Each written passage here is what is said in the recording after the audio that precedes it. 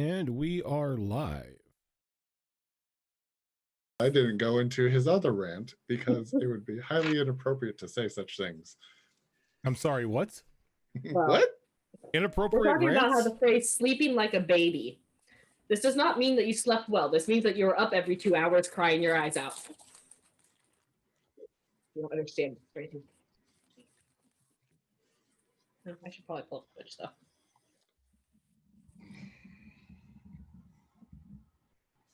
Oh, keep talking. I'm not finished doing a thing yet. You want me to rant about Go- sleeping like go a ahead baby?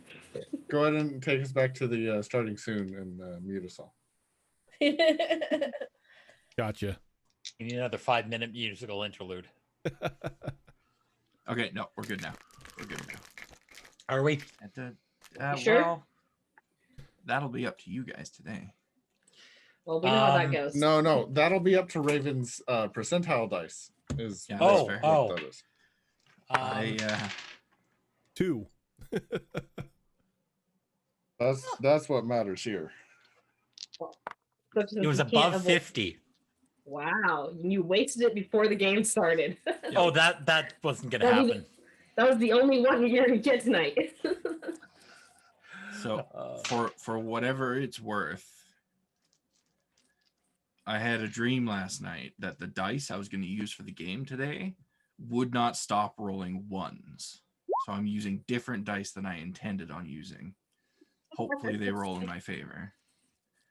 I also had a dream where I watched as Zael was in like a meeting of world leaders, and she got really frustrated with all of them and tore them to shreds. So I don't know what that means, but She Capri Sun to gnome. That's just that she Capri Sunned everybody. that just sounds like typical Gnoll politics. Yeah, sounds like a very Zael. Yeah. I don't know what she was so mad about. I don't remember that part, but oh boy, it was graphic. He was the bird box. Was it Oh, because no. Could be. was it because the entire assembly was high elves? There was 2 high elves there. That's That enough. explains it. That's all it takes. One of them was from Kamaraska and the other one was from Arcastus. So Oh, done deal. yeah. I think it was a human that pissed her off though, so I guess no surprise there. I mean, they do that. Yeah. Them and So- their extra feet. Extra feet? What? When you choose to play a human, you get an extra Oh, feet. I was thinking Oh. like feet. Like I I was too. Feet? Yeah. No, I followed.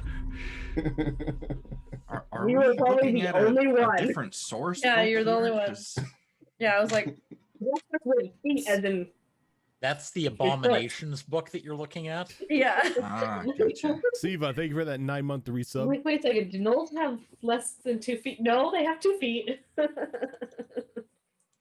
One of us doesn't have the right amount of feet here. Huh? Nope. One of us is short a paw. That's true. That is true. Zael's been there. Also, Zael will true. probably try and stick a stick in it. Possibly. Just this is the fork. Why did an arm grow? I don't know. So, I guess we can just jump right into it then. Last week, where did we start last week? Oh, we started last session, with you guys having a very important discussion about whether to turn back and head to Rites Cast or continue on the path laid out for you by the monk atop the sand dune. And you guys did decide to continue forward after Zara did her third eye thing and saw several possibilities that could be awaiting you along the various paths. And I believe it was the call for help that was the clincher in the decision.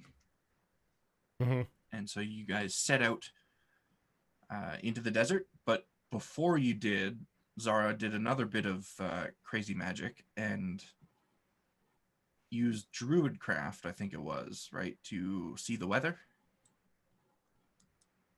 And it told you that there was likely going to be a sandstorm sometime within the next 24 hours. Yep. And so you guys set out. You had I want to say you encountered something. You had a battle. I don't. We didn't have a battle, but I sent Skelly out after to chase after some footprints. You did send Skelly out, and you did have a battle too. It was just a short one. It was an easy one, because that was when you fought the things that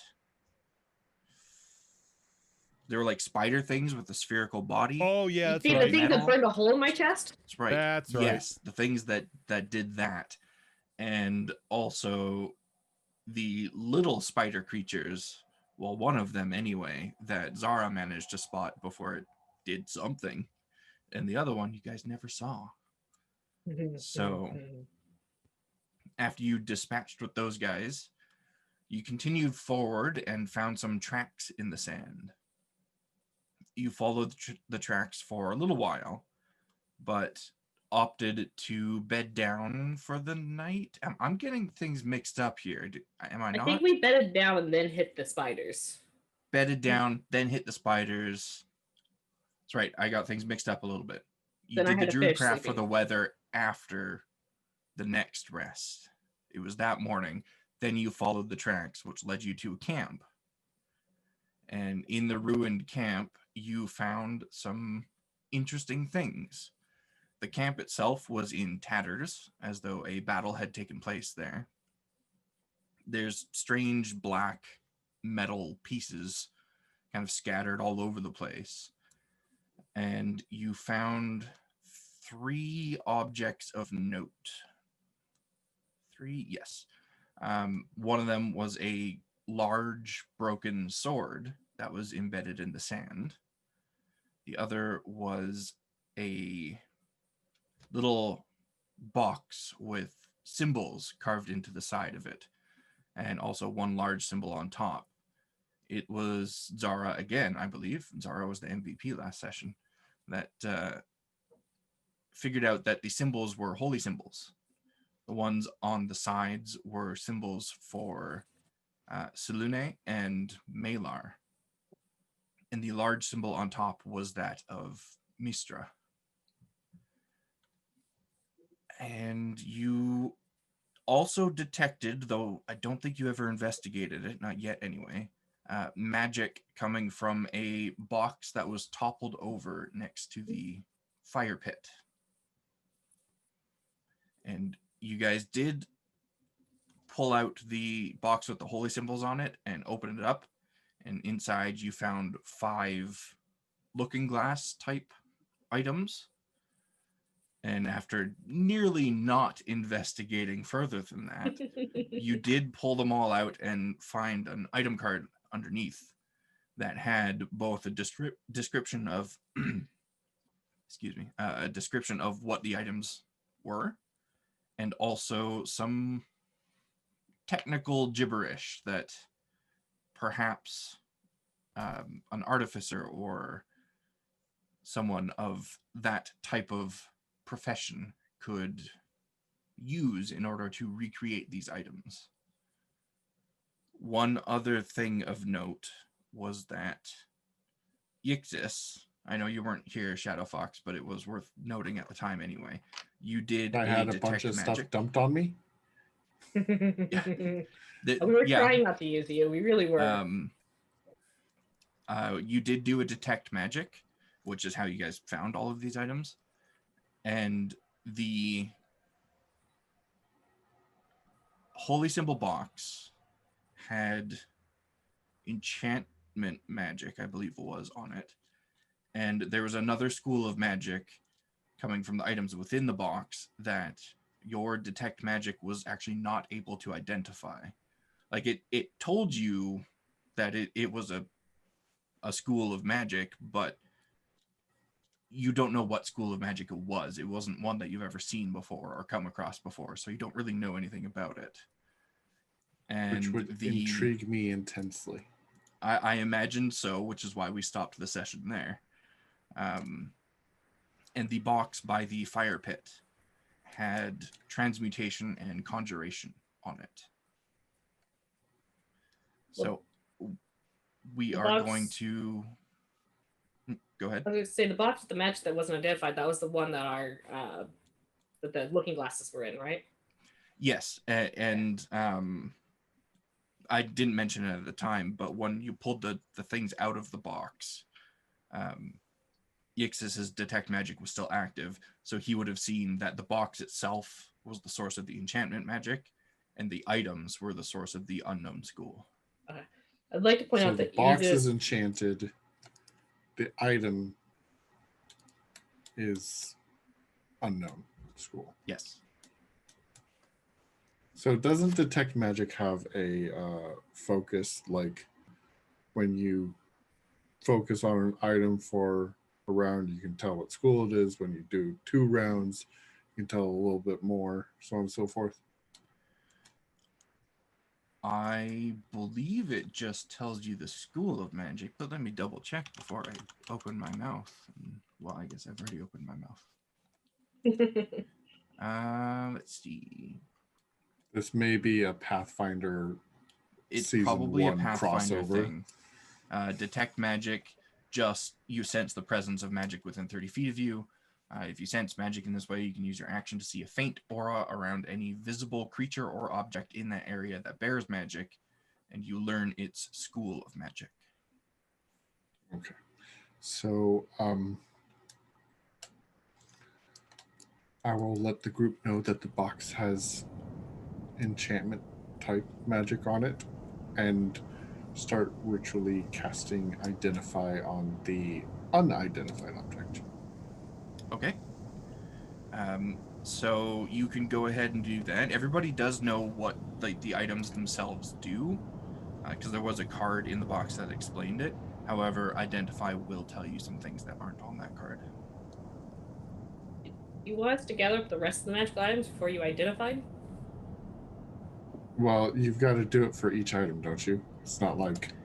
You do, Okay. but I mean, rather than casting ritually the same spell like 3 times in a row, I usually just group things together. I like that. Let's do that. That's So identified. Ethan's going to very reluctantly set the box down. She's very interested in the cold touched box. Yeah, and for those that have touched the box, you do feel that the box itself has a chill to it, in quite contrast to, well, the hot Now, desert. is that chill on the inside of the box too, or just the outside? It seems to be inside as well. Every surface of the box seems to have that same chill to it. Refrigerator box. That's all Ethan's thinking. So what all are you gathering up to be identified here? So he said there was another box over by the fire pit that was turned over that had Yes. magical aura. So Yep. I will check. Unless someone else wants to, I'll check that out. And try and bring the items Okay, over. are you going to bring that over for it to be identified as well, or? Yep, I'll probably try to scoop the items back in so that it's all together with a little bit of sand. Okay, and approaching it, when you go to scoop the items in, you notice that the items that have toppled out of it, it seems to be food. There looks to be a fresh loaf of bread there, as well as a little container that looks to have some sort of jam or jelly in it. She'll put it back in for now and then take it over there in case it's magical bread. She doesn't know how magic works. Okay. And the broken sword, are you bringing that over to the pile as well? When the detect magic went off, there was residual magic on it. Then yes. And given that it was broken, you guys, I believe, came to the conclusion, or I straight up told you, that it was once a magic item, but has since been broken. Identify may tell you more about it. Yeah, I'd probably drag that over. And while he's doing Identify, I kind of want to dig around where we found the sword to see if I can find any more broken pieces around of it. Okay, give me an investigation. Let's go do it. There's a 4. No. Let's go Do dig for a not while. manage to find what you were looking for. You dig straight down from where it was embedded in the sand. That's logical. That's where it would But be, you- right? It just Yeah, you think, well, I mean, the rest of the sword was here, so the tip of it's got to be just further down, right? That is not the case, as you quickly find out. So, is anyone else doing anything in this ruined camp while Yixis does his ritual, or are you just waiting to see what happens? Yeah, Xena will look around and start gathering what she thinks might be useful supplies. Like the black metal looks interesting that she saw. Any camp remnants of like making camp like tent materials or what else would she look for? Cooking materials, food. Yes. So there are some things that you can find without doing a check, but give me an investigation anyway, just to see if you find anything extra. Nope. It's a 3. A 3. Yeah. She's doing not great. Yes. Off to a great start with your investigations. But there is some stuff that you can just find. It's just laying there out in the open. There seems to be a full set of portable cookware scattered around the fire. Cool. Some of there's a pan that still has some remnants of food in it, so whoever was in this camp when they were jumped by whatever it was that jumped them, it was probably while they were having breakfast, which is really unfortunate. Yeah. So you are able to collect that full set of cookware if you want it. Okay. You find about 14 decent-sized pieces of this black metal. Okay. Between the 5 of you, you'd be able to divvy that up and carry it, no problem. It is How a large are bit we cold talking? to the touch. Pardon? How large are these pieces of metal that we're talking about? They look like pieces of broken sets of full plate. So some of them are decently large, like a foot in diameter. One of them looks just like a pauldron. There was a helmet there that you guys found as well. So they're not too big, but big enough to be part of a full plate set. Big enough it was- to. Sorry, you said it was cold to the touch? Yes. As you're picking them up, you find that they have a little bit of a chill to them. Not like they're emanating cold like the box was, but just that the heat from the desert seems to not really be conducted by them, at least not very well. Okay. Any of them the size of my shield-ish?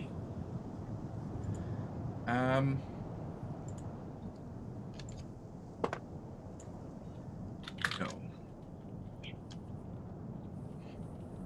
The dice decided that one, and it was a no. Okay. I But wasn't expecting a yes. if you guys manage to find a smith at any point, might be able to make this into a shield for you. You just gotta... Raven, that's what we need you to roll for next time. I guess the wandering blacksmith. Rolls low, we find the body of the blacksmith. Oh. Oh. Are you sure this isn't the camp of the blacksmith? Yeah, you Don't never know. put that evil out there. Too late. It was already out there. It's the first thing I thought when we found it. The idea has been planted. So, by the time you guys finish kind of scouring the camp, unless Xerax or Zara, you wanted to look around for anything as well. Zara's at the edge of the camp, looking out towards where the footprints and Skelly's footprints have gone off. Okay.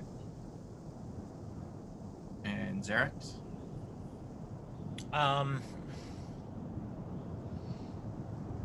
I mean, I'm intrigued by the black metal as to what it is. Is it something I recognize at all? Are you proficient with history? That is a negative. Are you proficient with arcana? Negative.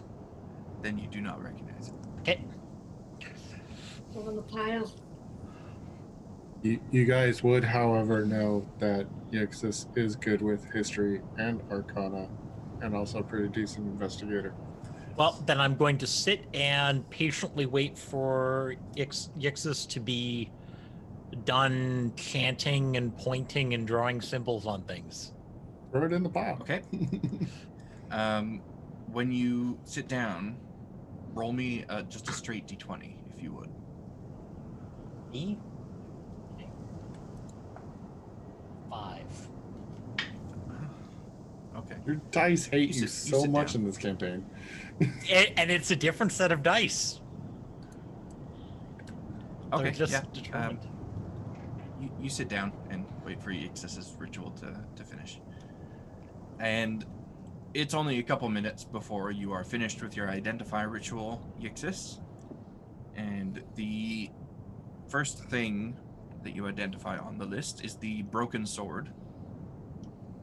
There is enough residual magic left in it, though it was quickly fading, for you to identify that this was, at one point before it broke, a flame-tongue greatsword. And that is a sword that can be activated to do additional fire damage on top of its regular damage. You identify the box with the bread and jam inside to be oh Lord, what did I call it? I did not write it down in my notes. It is a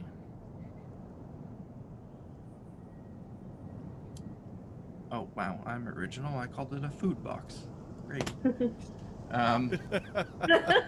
It is a box that seems to have a connection with something else. It's almost like a portal. You put something in one box, and it appears in the other box. You only have the one box, so you don't know where its partner is. But judging by the food that's inside of it, it could probably be used to transport food to people, say, out in the desert. So And you're telling me the box is a secret portal to a pantry? Like everyone jump in the box. that seems to be the case, yeah. I happens? will say, mechanically, it only teleports food. Cannot put inanimate Now, if objects in the box. If we can, since we're gnolls, if we consider something to be food, can we teleport it? That is determined by the person on the other end of the sending box. You have the receiving box.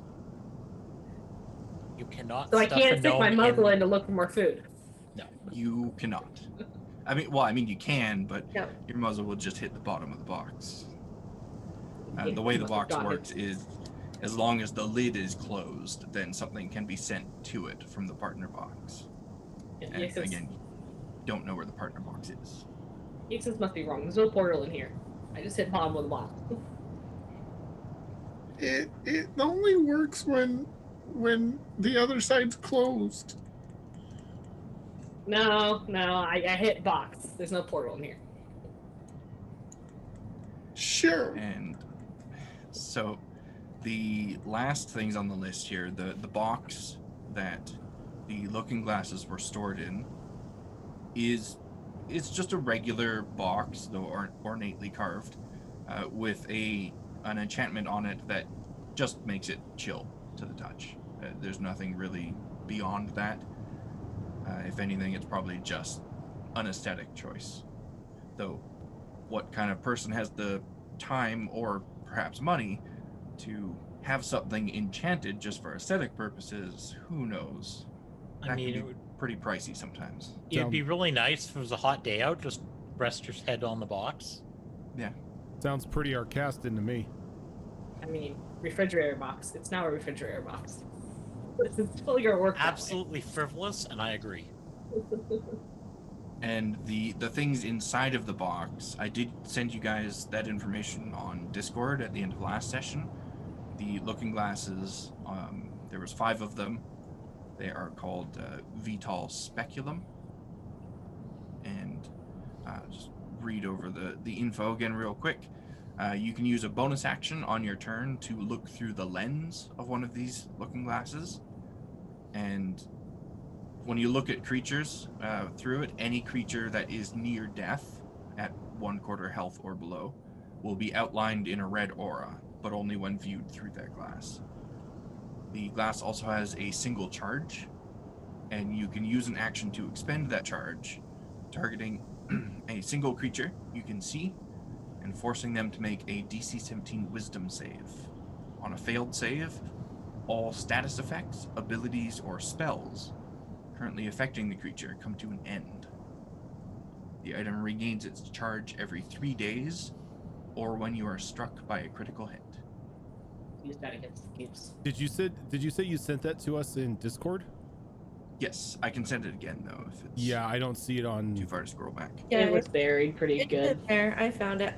Maybe I can pin it. Just pin No, it. I can't pin it. He has to do it. Yeah, I sent it again. And it is, these things are also attuned items, so you will have to use an attunement slot for them. I went through And homebrewed on D&D Beyond it in there because I wanted it to go into my attune slot on there. So I was like, I'm just gonna homebrew it real quick. And you also identify, Yixis, that the ring that holds onto the glass lens itself and attaches it to the handle is made from 3 different metals. It is made from mithril, platinum, and electrum, which you know are the most magically conductive metals known to people. Okay. Ooh. So I tell nobody any of this. Except they already know because they found the item card. Yep. Damn. Does anybody tell Yixis about the item card? I mean, he's doing a fine job without it. Yeah. Fair enough. Bunch of a-holes is what Maybe. you are. To be fair, Zara has the card, so. The other question is, would it have dawned on anyone to bother? Well, Zara's not even there. She's off always like keeping an eye on where the footprints are at. You can just figure things out on his own. He doesn't need a card. He might take offense to being told how something works. Exactly. Wizards can be touchy sometimes. Like, I'm perfectly capable of doing my job, thank you.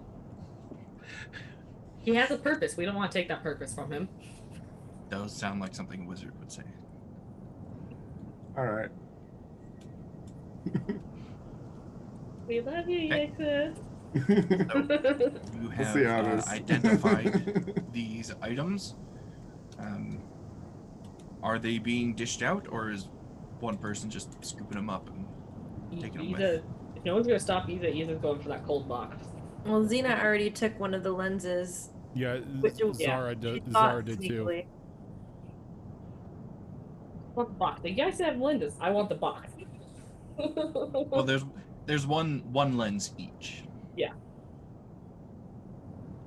You can say you're not taking it, but You're I getting put one. it No, in your no, I'll inventory after take- the game anyway. I'm taking my one lens, but I'm also taking the box. These are the raccoon items. You have no choice. I want the cold. Well, No, my box- fine. box I'll is cold. take a lens, gosh.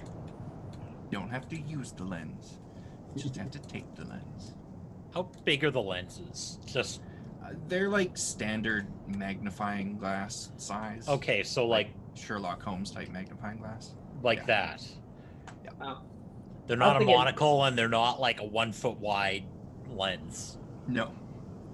They're monocle size. We can make necklaces out of them. Or, Monocles. monocle. Yeah. Nah, no necklace. One necklace, my monocle. Turned into one side of spectacles. Bible, thank you for the raid. Although it isn't magic anymore, or at least not at the moment, the broken greatsword can be used as a standard longsword at the moment, if anyone wants to. I say that knowing somebody recently broke their weapon. I might just go with that. So broken greatsword is now longsword. Yep, and I mean, if you can find the other piece and somehow reattach it, it would do the damage of a regular greatsword. I will point out though that a longsword still does less damage than your claws. To be fair. This is true.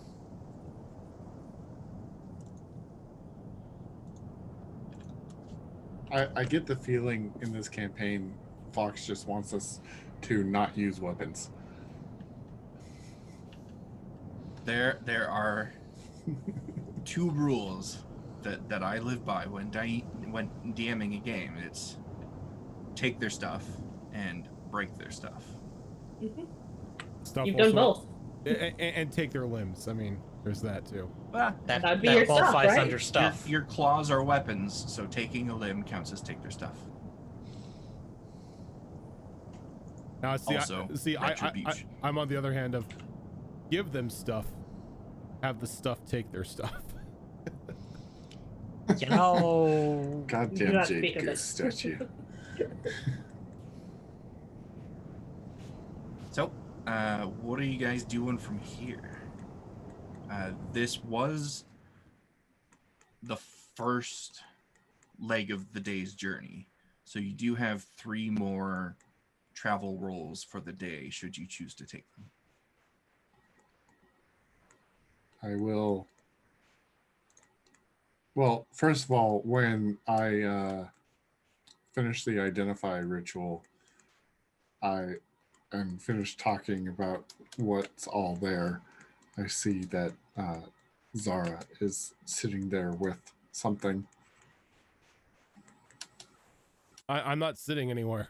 Oh, sorry, not Zara. nope, that's me. I'm sitting there, clutching probably a pauldron because I can identify what it might have been at one point. You also probably see Xena with a huge pile of them. She's lugging around back over to the group. But someone collecting all these? We need that.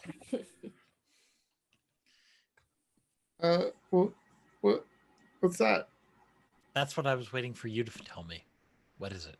I mean, You it's obviously armor. What's it made out of? you could have just thrown it on the pile. I didn't want to interrupt you. Okay. So- looking over this black metal pauldron that Xerax has got, immediately you see that the metal is black all the way through. It's not just something that's being painted or dyed or anything of that sort. The metal itself is like pitch black. And this pauldron has, it looks to be a silvery metal kind of embedded into it. And it is done more for aesthetic reasons. It's lined the edges of the pauldron. There's a nice kind of flourishing design right in the center of it. So it's not just something someone has slapped together. This was obviously care taken into its creation. And the other bits and pieces of metal that's being gathered by Xena, as you kind of glance around and look at them, seem to share those same design aesthetics. They were very deliberate in their make and quite fancy looking. Okay, and you said history or arcana might. Yeah. depending on which one you roll, you may get different information if you roll high enough. Is there an indication of which might be better to roll, because they are both the same for me? Well, Arcana might give you some insight into why the metal feels cool to the touch. History may give you some insight into why the metal looks dirty enough that it's likely been in the desert for a very, very, very long time. Actually, you know what? Is there any reason why I couldn't roll both? You could. We just, at that point, approach the territory of, let me just keep rolling until I get it right. Well, I mean, I'm proficient in both history and arcana, so they're both realms of knowledge. That's Since you're proficient in both, if you roll high enough, you'll get bits of information from both. Okay. So that's going to be a 23. 23. Okay. Say arcana is what I went off of, because it's probably what he's more comfortable with anyways. Okay. As you're studying over this piece of metal, this pauldron, you notice that on the inside of the pauldron, there seems to be very, very subtle veins of some kind of like crystalline mineral running through the metal itself. And looking at it, you realize that those veins of mineral bear a striking resemblance to the dark stone that was used in the construction of the Colosseum Underground that the group told you about. And you have also come across that stone. I think you were in the group when they came across it the second time. Either way, they would have told you about it. So you do recognize that, and that could be related in some way to the coolness of it.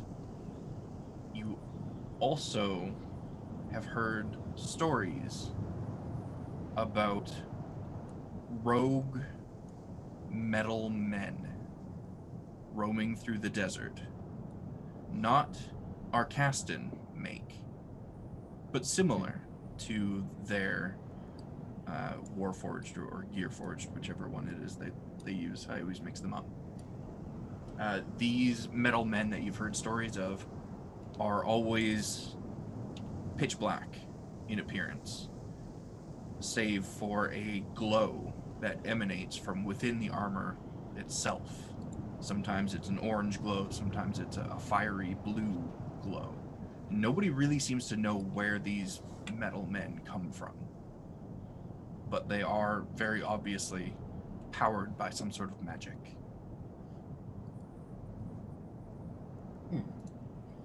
So by that, do I think that these are the pieces of one of these metal men that has been sundered?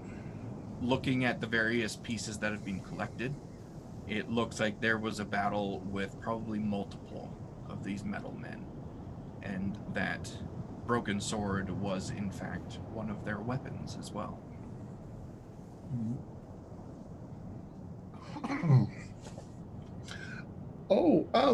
This is pretty interesting. Do you guys know what Warforged are? No one. Okay. Sounds like warriors. Magical We know metal men. Heard of them? Okay. Yeah. You've So heard the they're word like tossed people that are around. made of magic and metal. Anyways, this is like an early predecessor to that. So we should destroy them the moment we see them. If they're hostile, They are unnatural. They need to be destroyed. That reeks of Arcastan magic. this is way older than Arcastus. So it's responsible for the Arcastan magic. Or like the Arcast No. twisted it. No. Possibly. The matriarch might be interested in something. She did want us to find history. That sounds like it's historic.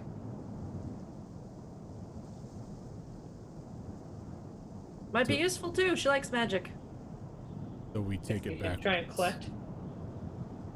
You know, there was a time not so long ago where people thought we weren't natural. He has To a be point. fair, we are not natural. So what? We should be destroyed just right away, just because Pretty we sure weren't the here when the world started. pretty sure the Arcastans had that theory. There's a lot of people that have that theory. So why would you share it against something else? Why not? Do you think this could be made into armor? Baffled, just baffled.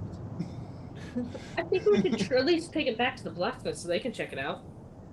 I quite like this shiny black metal. If It'd it's be though it's better not if it gold. was gold, but I like it. it's a maybe it metal could be- creature with an enslaved soul in it, it dies.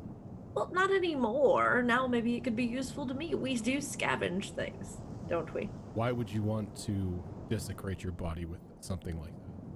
Oh, Zara. People consider what I do to my body every day a desecration in certain circles, so what's new? When resources are limited, we don't have a lot of metal out here. We gotta take what we can find. I like the shiny metal. It will come with us. Did you grab the tent Fine. earlier, Xenix? I think we might be able to repair that. But if we okay. see any more of these warforged, as you call it, we destroy them. Yixis is still No twitching. question. Glorious battle. I have no problem destroying them. I just also kind of want to keep some of the body parts. Agreed. Kind of pains me to say that because warforged is like one of my favorite races. Although if the creature can be reasoned with and is not working with the Arcastans, maybe something could happen there. We should make sure the enemy is the enemy after all. Would not be glorious to just... I mean, Drop we tried to something. talk to the dragon. That ended really well. Well, dragons are another thing. Machines are the enemy. I don't know. I haven't really had that experience myself yet, so... Oh, well, More look down actually... at she kind of my like- chest. Yeah, she kind of points over to Isa. One Yeah, just hold tried my to chest. burrow Oh, a yeah. hole in her chest. That's right. But they didn't sound like these things, like what he describes. They're- Those were like They're all the same. bug things, So, not man things. Yixis, while you're listening to your group talk about things that just baffle you in ways you didn't think you could be baffled before, it occurs to you that the mechanical creatures created by Arcastus never really make it this far into the desert because the sand always gets caught in their gears and it gets them all jammed up and makes it very, very difficult for them to move and operate. And even the mechanical creatures that you guys have seen up to this point seem to be something else entirely that have been just built from Arcastan scrap. So the metal from whatever creatures this came from, it was something that seems to not be affected by the desert, which means that it's probably not a creature that's mechanical on the inside, doesn't have gears and pulleys moving its bits and pieces. And then that makes you think back to the magical aura of this metal, that whatever these creatures are, they're probably powered entirely by magic, and it is otherwise just an empty suit of armor.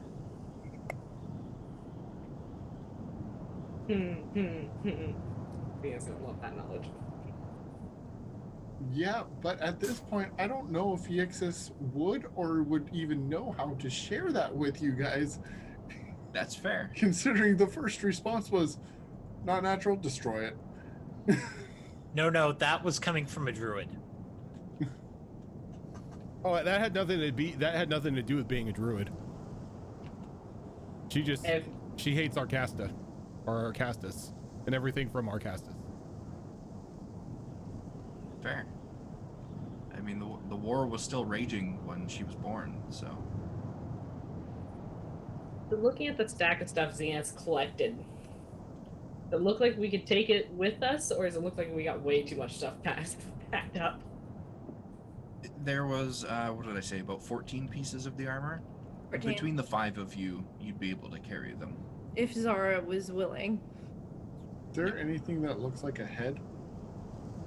Yes, there was a helmet that was sitting on the ground near the broken sword.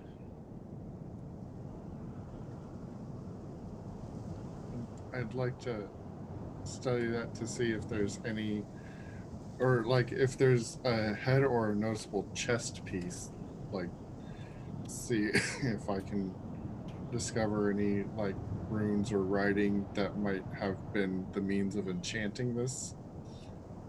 Okay. Give me an investigation roll as you look over all the pieces that have been collected. I'm hoping for like a full metal alchemist thing, you know, just on suit of armor. What was the roll for? Investigation. Okay, so that's going to be an 18. Yeah, 18. An 18. Okay. You don't find what you're looking for. Like you scour the pieces, and there are some that were probably chest pieces, some that were gauntlet pieces, some that were leg pieces. But not finding what you're looking for in and of itself is a little bit odd. Because in order to enchant a piece of armor, or a set of moving armor, you do need magical runes to bestow the enchantment with. And those typically leave a trace of some kind. But there's no trace of enchantment on these. No runes, no symbols, no scrawling, just smooth metal on the inside of all of them. Do I think that's possibly because of the difference between enchanting animated armor versus creating living armor?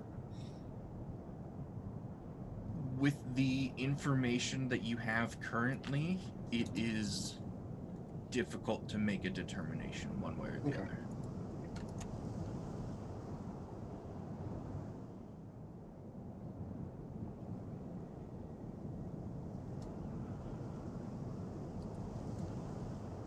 So Well, Xena, go ahead. I was gonna offer leading the next round of travel if we're ready for that. Before we left the campsite, did Xena grab like the tent and what way he used to prop up his tent to see if we can scavenge anything from it? I wasn't told but them on the things I found, so. Yeah, the tent itself is in shreds. You can't repair it. It would be more thread than tent if you use thread to sew it all back together. Still would like to take it with us to use as thread if we need thread. Isa, you were the one that pulled the box from underneath the tatters of the tent, right? Okay. Yeah. So, yeah, you'd have found a fairly large piece of hide, furred hide that was quite soft, underneath the tatters of the tent. So this was likely whatever this person used to sleep on or in. And similar to the hide that was inside of the box, it is very soft and pure white. I'm definitely rolling that up to take with us. And do I see what they use to support the material to tent up? Yeah, it looked like they used just sticks and twigs, and they've all been snapped and broken at this point. I'd still like to collect them, and if I have to shove them inside one of my other boxes, I will. Because that's fire right there. Okay, you get a bundle of 10 twigs that are roughly 2 feet long each. So I'd like to take tatters of that. I use my dagger to cut them so I can bundle up the twigs. So I can tie them to my pack. and then rolling up the fur. Give me a history roll while you're doing that. Okay. Try this guy. What's my history? 0. So that's a 13. A 13? Okay. As you're tearing up the remains of the tent, you do note that even the tent itself seems to be of foreign make, like the rest of the objects you found in this camp. The cookware and the box and all that stuff. It all seems to be very, very foreign to this area.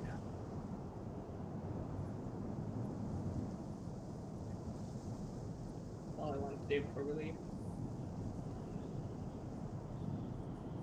Okay. If there's not anything else, I believe Yixis offered to take the lead.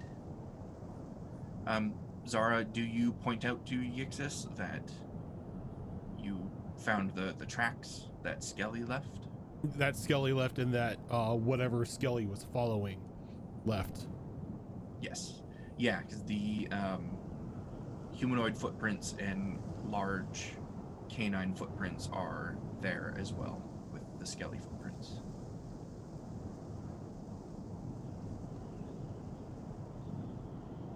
So if you want to lead on, lead on. So are you saying you want to follow a skeleton tracking down an unknown creature? That's what led us here. We're trying to find the thing calling for help. Well, I'm not sure tracking is really my strong suit.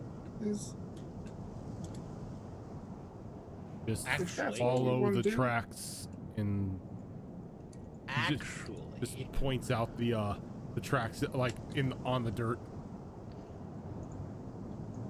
Does What our have you got, ranger Ranger? have something? yeah, called a ranger thing. Ranger thing.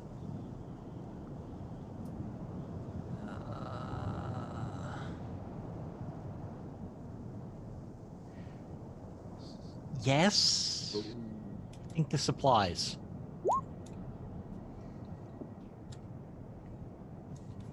Are you rolling on D20 instead of trusting your dice? I think he popped text into the chat. Yeah, he did. Oh. Yep. That would have been hilarious. Would the tracking half of Natural Explorer count on this? Or help in any way?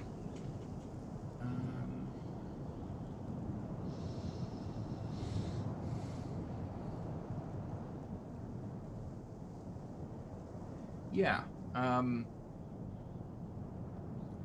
Yixis, when you take lead of the group, if you intend on following the tracks that have been pointed out to you, you can roll your skill check with advantage because of your ranger's innate tracking ability. Right. Well, thank you for that. That one's cocked. Okay. So that's going to be survival, right? That's up to you. Well, if I'm going to be using the tracking stuff that... Yes.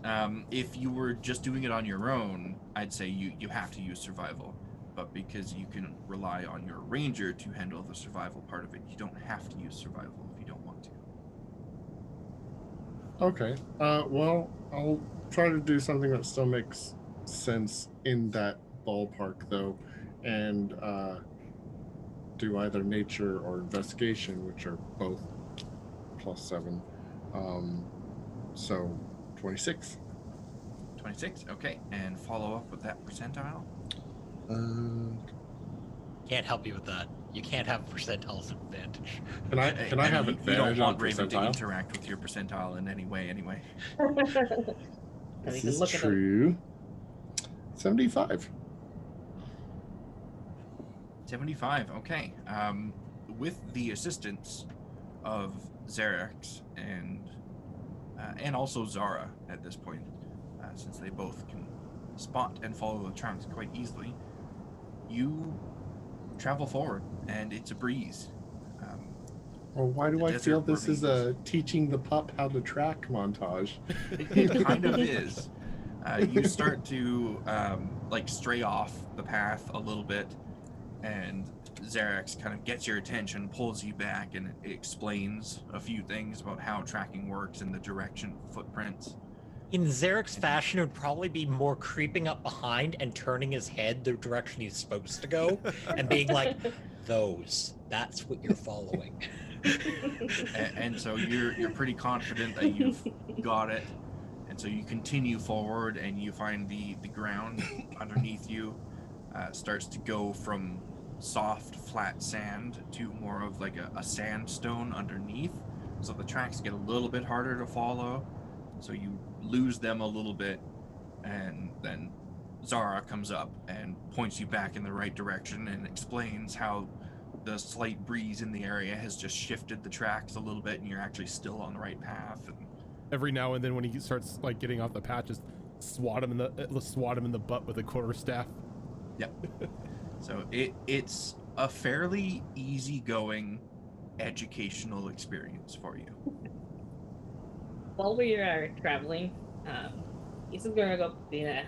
Like, can you help keep me on the way we're going? Or take out one of the sticks that we got, or take out part of the tent that we got, and I want to tie one end off and start braiding the tent together to make into strips of rope as best I can. Okay, As a way to gather the tent together, not have it just be a ball of string. sure. Tying it where I have to in order to keep it. So if I have to end a piece and one piece like 2 feet long, I start again on the next one. Yeah, and because the roll for the watch was so good, you can do this uninterrupted for the next 2 hours and braid the entirety of what you gathered of that tent together. Apart from Xena occasionally turning your shoulder a little bit to course correct. That was a nice way. I was expecting like a body, like just shoulder. Move it. Little shoulder Every check time you here and stray there. off, she's just gonna like body check you out of nowhere back onto the More path. like a herding dog, you know? Just a move. That is not rude, okay? She has some class. Full on hockey dog. body check against the glass style. It's more like when you grab something by the, like a child by the head and kind of turn their, like that way. So what Xerx was doing to Yixis the whole time? Yeah. Xena's doing that to you. Nope. Imagine if we stop, I just run to the back of Xena. Yeah. Okay. For once, you guys have a calm, comfortable traveling experience. Yay. As you reach about noon, halfway through the day, Yixis, are you going to continue leading the group, or are you going to let someone else take the lead? Yixis's brain and feet hurt, so he's gonna stop. Zara will take the lead then. Okay. But I would like to try to read more in the journal at this point. If I can read and travel. I think we had done it before where Xena like picked me up and put me on her shoulders or something. Yeah. So the way this journal will work is, and you could do this while traveling, so long as the travel remains uninterrupted. Because it is such an ancient version of the language, there's going to be 2 parts to this. There's going to be the reading part, and then there's going to be the deciphering part. And deciphering is something you can do on your downtime, and reading is something you can do at any point as long as you're not interrupted. So reading through it, you'll be kind of taking notes of words and phrases that don't translate into modern primordial, and then during the translate part of your downtime, you can translate that into modern primordial. And I'll just keep track of the time and stuff it takes to do that myself, and once you have a page translated, I will send that page to you. Okay. I would like to try to, I don't know if this is possible given that description, but if it is, let me know. Given that there was a connection made between this arcane metal man and kind of the same stuff that we were seeing at that the party previous to me saw at the Coliseum, I would like to see if there is anything about them using such creations or creating them themselves, stuff like that. Okay. So keeping that in mind, when Zara was taking the next leg of the journey, right? When Zara does the next roll, if this next 2-hour block goes uninterrupted, you can roll to see if you can find information on that connection. Cool. So, Zara, what skill are you relying on? Seeing as how I just remembered that I have, I still have a level of exhaustion. I'm gonna use survival because it's my highest skill. Now, would my ranger tracking still apply to that? If you're still following the tracks, yes. What does that do? Does it give me advantage? It gives you advantage, so it would negate the disadvantage and just be a normal roll. Normal roll. Can't complain about that. Ooh, that is going to be a 26. 26, okay. And And there was We're gonna that. need to help with ranger tracking more often. 69. Yeah, so we need Nice. to not have you Nice. lead, just aid everyone the whole Apparently, I'm just like, Yeah. But I rolled only when you're tracking. I rolled a 19 and I've got a +7 in survival, so. Nice. Nice. So, let me consult my chart. Ooh, okay, I've been waiting for this one. So, Is this- as that you doesn't were feel good. traveling, That doesn't fill me with, you rolled decent. We're about to Um, find out real soon here. 19. Oh, I've been waiting dragons. for. Oh well, I'm actually not going to say why because that might spoil it. So as Post you are after. traveling forward, you continue much like the last 2 hours, relatively easily and uninterrupted for about an hour and a half. And at that point, you spot two things. One, on the horizon, you spot dark clouds beginning to form. And it kind of clicks in your mind that that's probably a sign of the sandstorm that's yet to come. And as you're surveying the path before you, about 100 yards away, you see something moving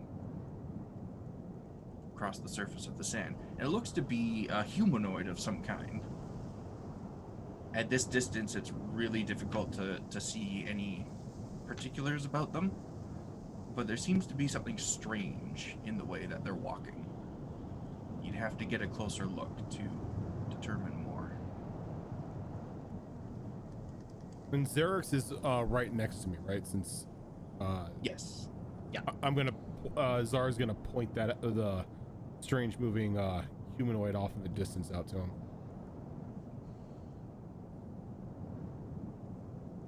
And you see the same thing. Looks to be a humanoid walking or moving about in a strange fashion. And how far away are they?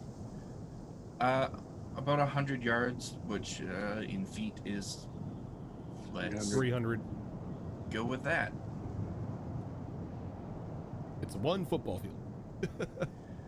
I'm sorry, we don't measure things in football fields in Canada. no, because our football fields are a different size. Yes. Because it's a different sport. No, same sport. Fields are different diameters. Oh, Jesus. That's right. So You guys are the other ones that call it soccer, right? No, no, it's football. no. Football. I'm Football, referring like- to like- actual like- football. Gridiron football. Our football fields, I think, are slightly larger than the U.S. ones. Yep. I think we just broke Shadow Fox. So, no, I think Um, so. You guys are saying your football fields are bigger than our soccer fields.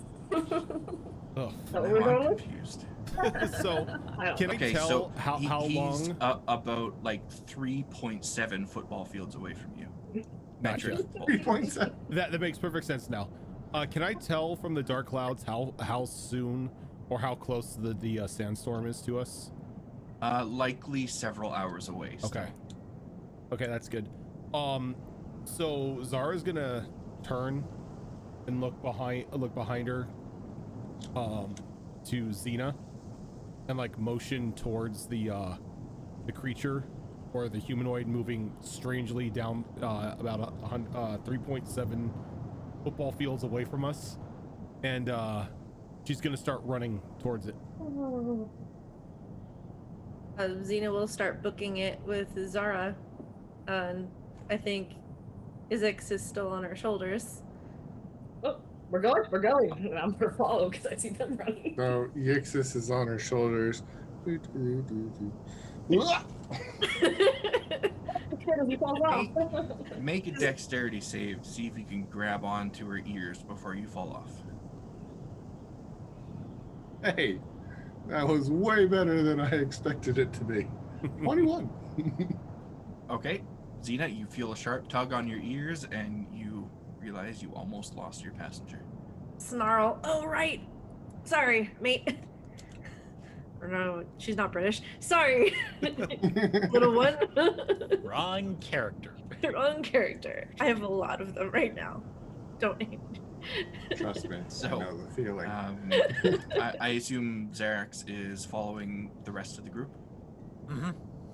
Okay, so as you guys begin to approach, you can get a better look at this humanoid figure. When you're about, say, 160 feet away, you can see that it looks to be regular humanoid, but clad in dark brown coverings. It looks like very much like a desert set of gear. They're all wrapped up. They've got gloves on, they've got boots on, they've got something wrapped over and around their head so that they aren't breathing in the fine sand particles or anything. But what's strange is the way that they're walking. They seem to be taking steps that are at times much too large. They step forward too far and like drag their other foot up to match their other one. Sometimes they take small steps. It's like the Ministry of Silly Walks. I was thinking that. It's like they don't Thank you for seem that to reference. take two steps that are the same. It's very odd.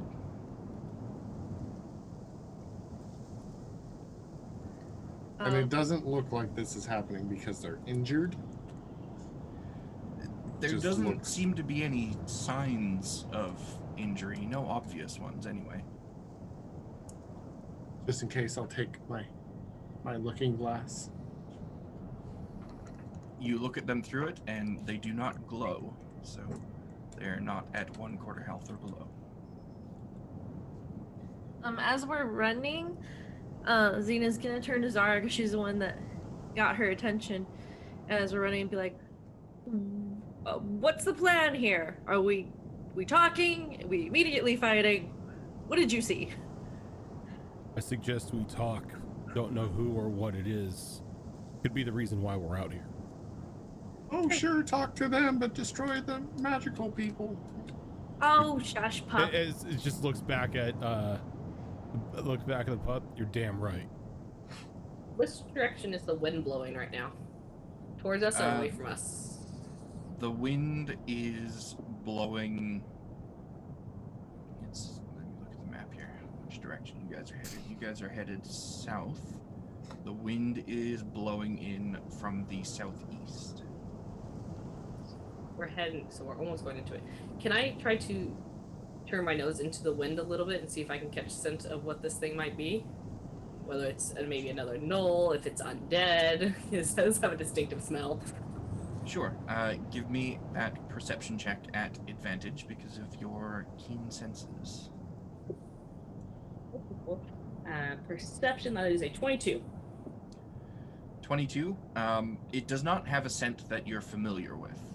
Okay. It is most definitely not Gnoll. The closest thing that you have smelled that you can attribute it to is human, but it's not quite human. I'm gonna look I'll over. probably tell the group. I'm gonna look to Xena. Keep the axe on hand, just in case. And I will specify it does not smell undead. Yes, that is correct. It does That not is a smell very- undead. Very distinct smell. Axe is out. And Zara's gonna move to get in front of it. Okay. As you're moving around, say you're still about 80 feet away from it, it does seem to turn its head to look at you. And you meet eyes with it, or you would if its eyes weren't hidden behind a set of goggles that are pulled down. It seems this person has completely covered themselves in clothing or wrappings or anything of the sort, so that none of their skin is exposed to the desert or the sun or whatever it is they're protecting themselves from. Then they turn their head back and continue walking on the path, even though it's obvious that you're about to intercept them.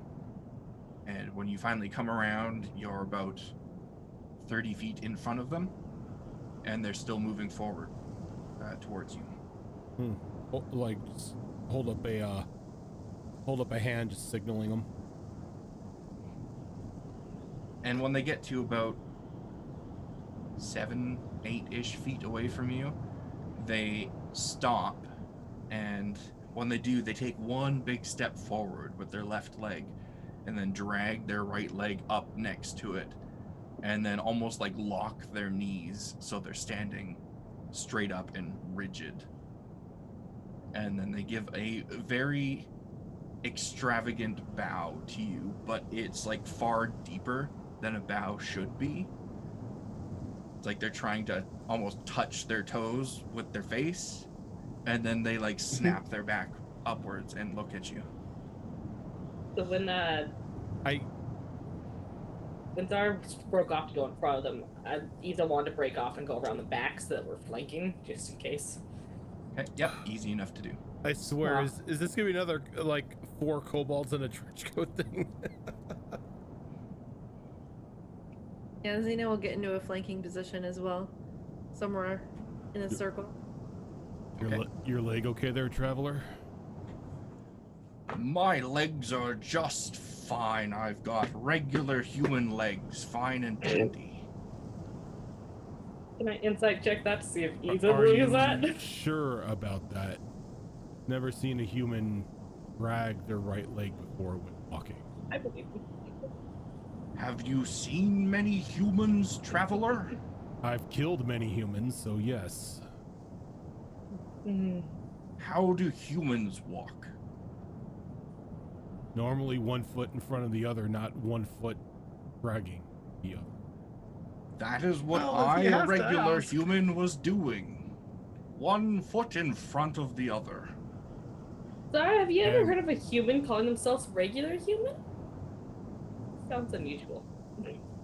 Yeah, but humans are strange to begin with. You see, it's all perfectly normal for my human culture. Where do you hail from? You?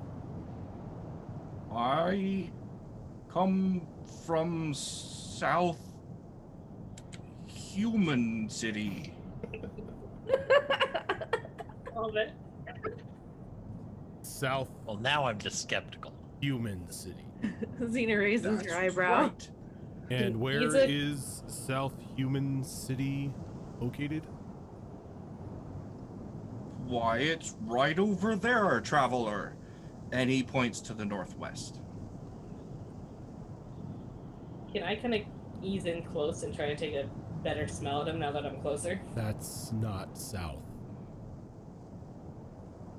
Your directional gadget is wrong. That is south.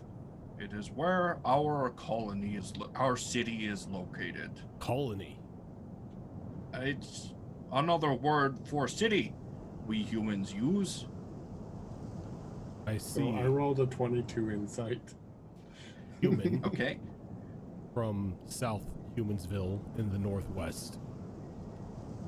There's a sandstorm coming. How dreadful, right? Indeed. It'd be a shame for you to be caught in it alone. That would be a big shame. We're geared appropriately, though. Don't worry about it, young dragon. I'm not a dragon. Well, of I would course be- not. I'd be careful about calling her a dragon. Human. Yeah, Would Xena gets a never little do such angry. thing. I think the wraps around your face may be a little dirty. Xena snarled at the dragon comment, by the way. Confuse a gnoll with a dragon. Be best Another for snarl. you to maybe take them off. I can clean them for you. No, did I say We? dragon? I meant Gnoll. How My many of them? apologies. How many of you are there?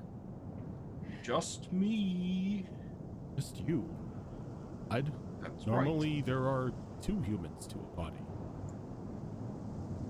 right. I misspoke. We are 2 of us. We should be on our way. It may be Please, you a bit dangerous for you to be out on your lonesome. There are things here that feast on you, find their flesh very delectable. Xena. yes. We have heard the 2 of us have heard stories of such a thing, which is why we should get these human legs moving. Please be not in our way, traveler. Please be not. How about you travel with us? We ensure nothing eats you. And when the sandstorm comes, you have protection. It'd be a shame for South yes, Humanville not to see you in their walls again. You are quite right, and what big walls they have. We should not. I don't. Oh, this is. I don't want to travel with you, creature. I am capable of defending myself from the angry sands. Well, Everyone's here capable of defending themselves. Very We well. stick together because it's extra protection. Yes, well, me and my other me should, we are on a time-sensitive quest. You You see, know- we have to get back. Oh, I see. Oh, well, don't let us impede that quest anymore. And she's gonna That would be she's gonna Nice. step to the side and just kind of motion her hand out for allow him to pass. But as soon as they go to pass by, she's gonna try to grab hold of the cloak so it just comes off. Okay.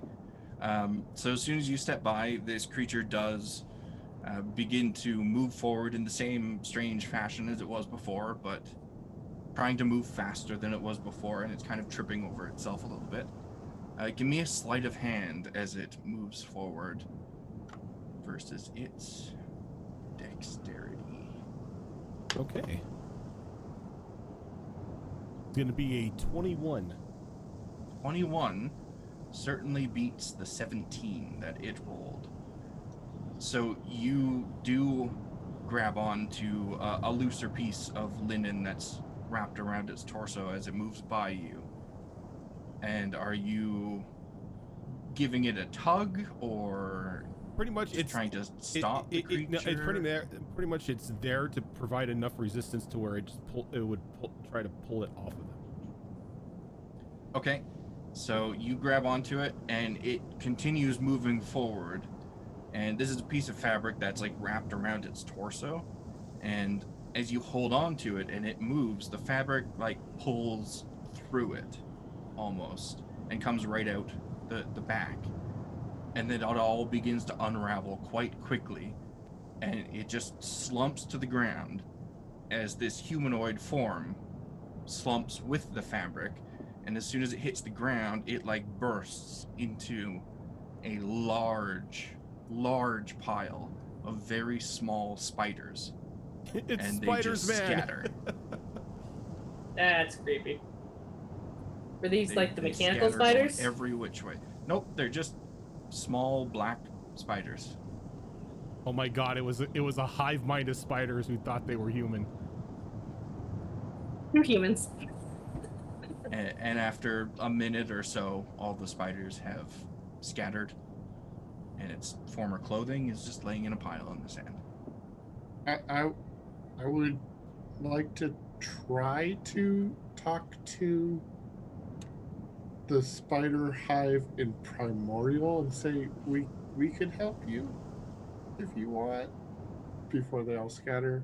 See if that happens. Give me a persuasion roll.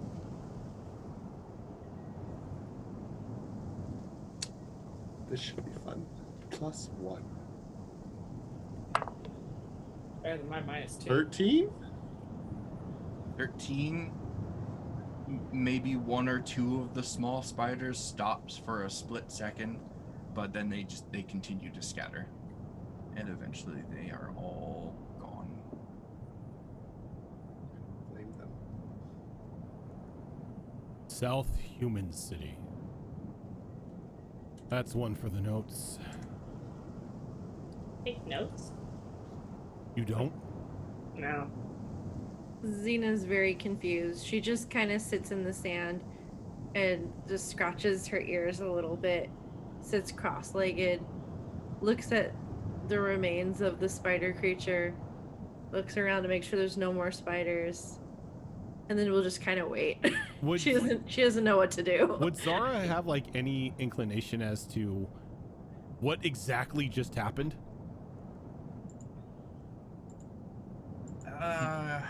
Being a druid, being proficient in nature and all that. You can give me a nature roll. I don't think a 13 is gonna do it.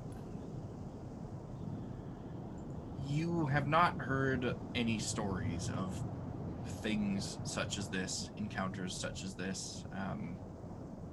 So it's not really familiar to you in any way.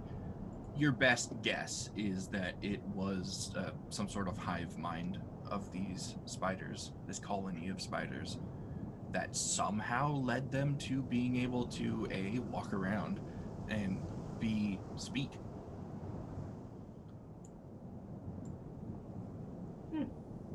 Well, that was probably the weirdest thing we've seen out here. Xena just nods. Check out the gear that fell to the ground. Is there anything that looks of particular interest, or is it all just rags and It's like mostly broken goggles? Cotton and linen strips that were wrapped around its body. I mean, it's good cloth. It's not very wide, but they're really long pieces. So it might be worth taking with you. And there's also a set of goggles, tinted black. Tinted black. Yep. I'll pick up the goggles to identify later, and look at Isa holding up the wrappings. They're not gonna come back for it?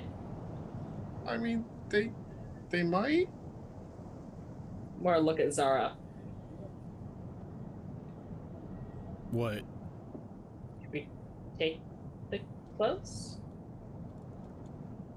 They're closed. Or do you think they're coming back? They might. I mean, maybe they just ran off until he got out, or we left, and then continued their way to South Human City in the northwest.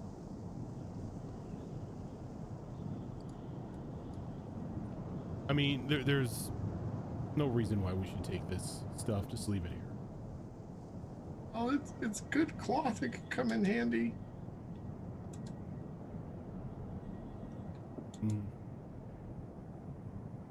Maybe. But then you want to risk a angry swarm of spiders descending upon you to get their clothes back? That I is kind of also want to true. talk to them again. How would you be able to talk to spiders? We were talking to them just now. You saw that. Would Yeah, but that was when they were in the thing, right? Would you want to talk to Most spiders? Or would you want to talk to someone who stole your clothes? 'Cause I just hit someone who stole my clothes. most spiders don't really communicate with humans. That was strange. I already think these guys don't qualify as most spiders. Mm. Most It's weird. spiders don't talk. Hence why Most maybe spiders don't try to pass themselves off as human. we should leave their clothes here. Unless you want to wake up with them crawling all over you. I would prefer not. No. Isa, you determined in the 2 sniff tests that you did, and now that the spiders themselves are gone, that the faintly human smell that you picked up on is coming from the clothes. So they likely belonged to a human at some point. Would I know that to have the lingering smell if the human had to be in them recently? Within the last week or so. I think they stole the clothes from a human recently. Because they still smell like the human smell I was getting. Or maybe they ate the human.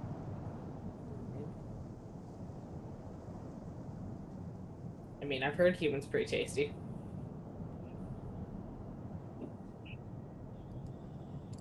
I have no idea that humans were 2 people. They're Step not- 1. Should I be addressing them differently? They're not. I was lying. Humans aren't. Why didn't you Spiders say they didn't were? understand. I don't understand. Why did you say they were then? Because I was trying to gauge what exactly that thing was. A human would have corrected me. Oh. Okay.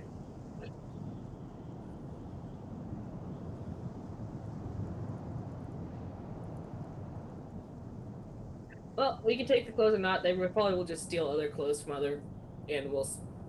So I'll gather up what Yexus is holding out. Bundle of human rags. So yeah, several strips of linen and cotton. And Yixis, you collected the goggles, correct? Yes. Okay. Aside from that, there doesn't really seem to be anything else left behind and nothing else in the area. So, assuming you continue on with your travel, you go for about another 30 minutes or so, and that ends that block of travel. You do have 2 more hours of daylight left. Well, decent traveling daylight. If you wish to take it, or... So will. Okay. I will continue reading, trying to identify pages that might be of interest. That way I can focus my deciphering on what might be of particular interest. Okay. Now, I'm trying to recall what we used for the first travel that Xena did. I believe it was... I'm trying to remember. Can't remember if you used perception or if you I used didn't something else. I don't think I used perception. I want to say I used survival, and then Derek's also used survival after me. I think so, yeah. Okay, so I'll take the athletics and I'll do zoomies to try to Okay. keep pace of where the tracks are going. Okay. So you can roll that with advantage because of your handy-dandy ranger. Does that mean I force Derek to do zoomies with me? Yeah. Yeah. Lyrics. I needed that too. So that's gonna be a 26. 26. Okay, that's 3 26s in a row. In the percentile. Percentile. Where are my percentile dice? There they are. That's a 39. 39. Okay, you get about 30 minutes into your travel time when it occurs to you that those clouds on the horizon, those dark clouds, are approaching a lot faster than you expected them to. This sandstorm will likely be upon you guys within an hour. So I'll probably stop trying to lead and probably tell you we need to dig a shelter and start digging. Now would maybe be the time for that little spell of yours, pup. Oh, okay. I'll get started, and I'll sit down.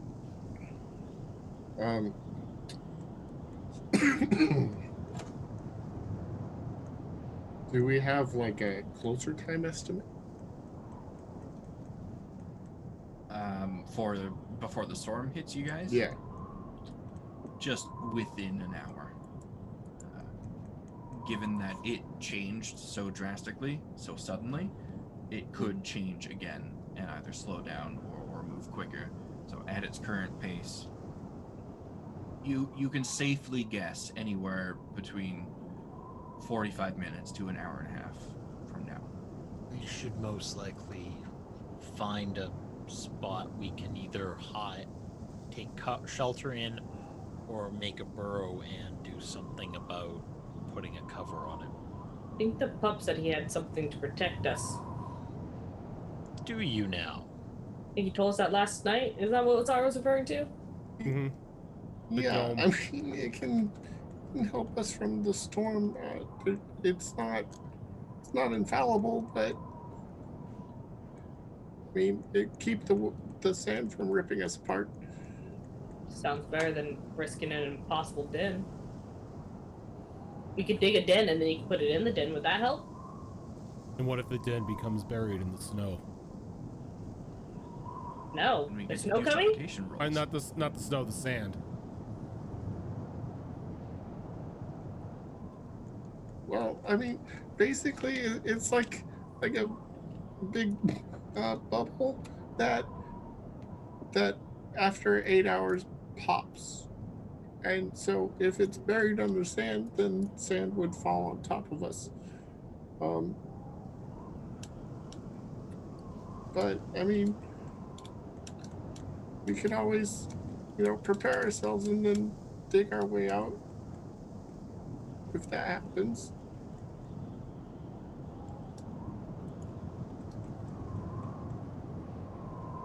Well, if we're going to be using this bubble, I think I'm going to keep an eye on the horizon. Not go too far, but hunt a little bit for food for the night. Okay. So while Isa is hunting for food, is there anything that anyone else is doing? I will help her hunt for food, actually. Since there- we have shelter taken care of. Is there basically a way I can prepare the ritual so that it doesn't like go off until we absolutely need it? The way that I handle rituals, yes. You can do the ritual basically to 99% and then wait for as long as you need or want to before drawing that final rune or making that final symbol and activating the ritual. Yeah, I think that's what I would like to do since it's further away and it like 8 hours is a long time, but just in case it's something that might last longer than 8 hours, we get the most out of it. Okay. So you are certainly able to do that. Is Zara or Xena doing anything while the hunters are off?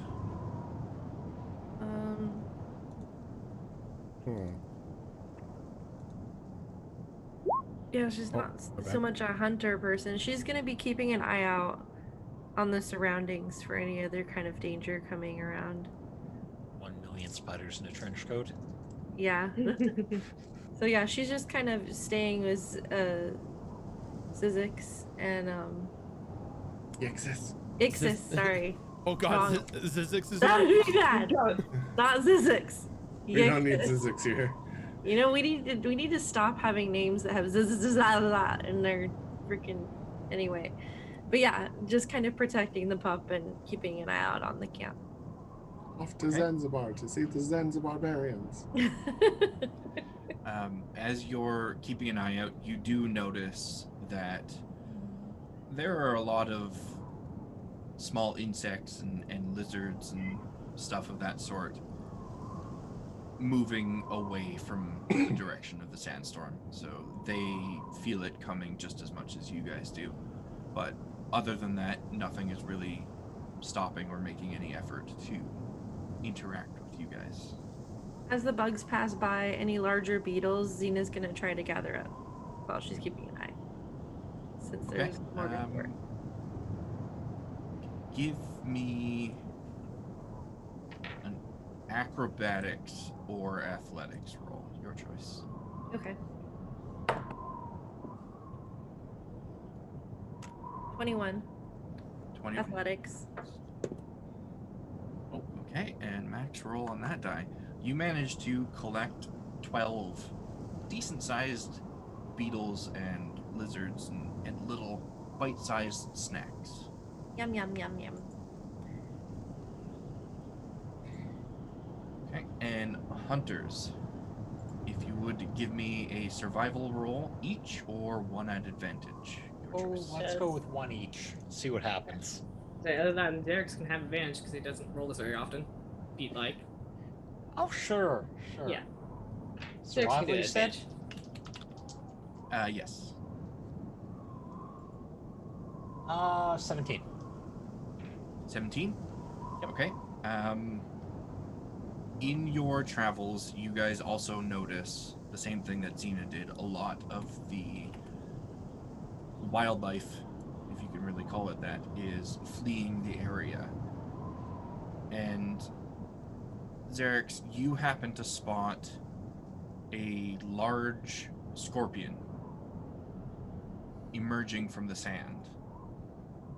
And it seems to be going out and catching some of these fleeing bugs and bringing them back to the area where it emerged from.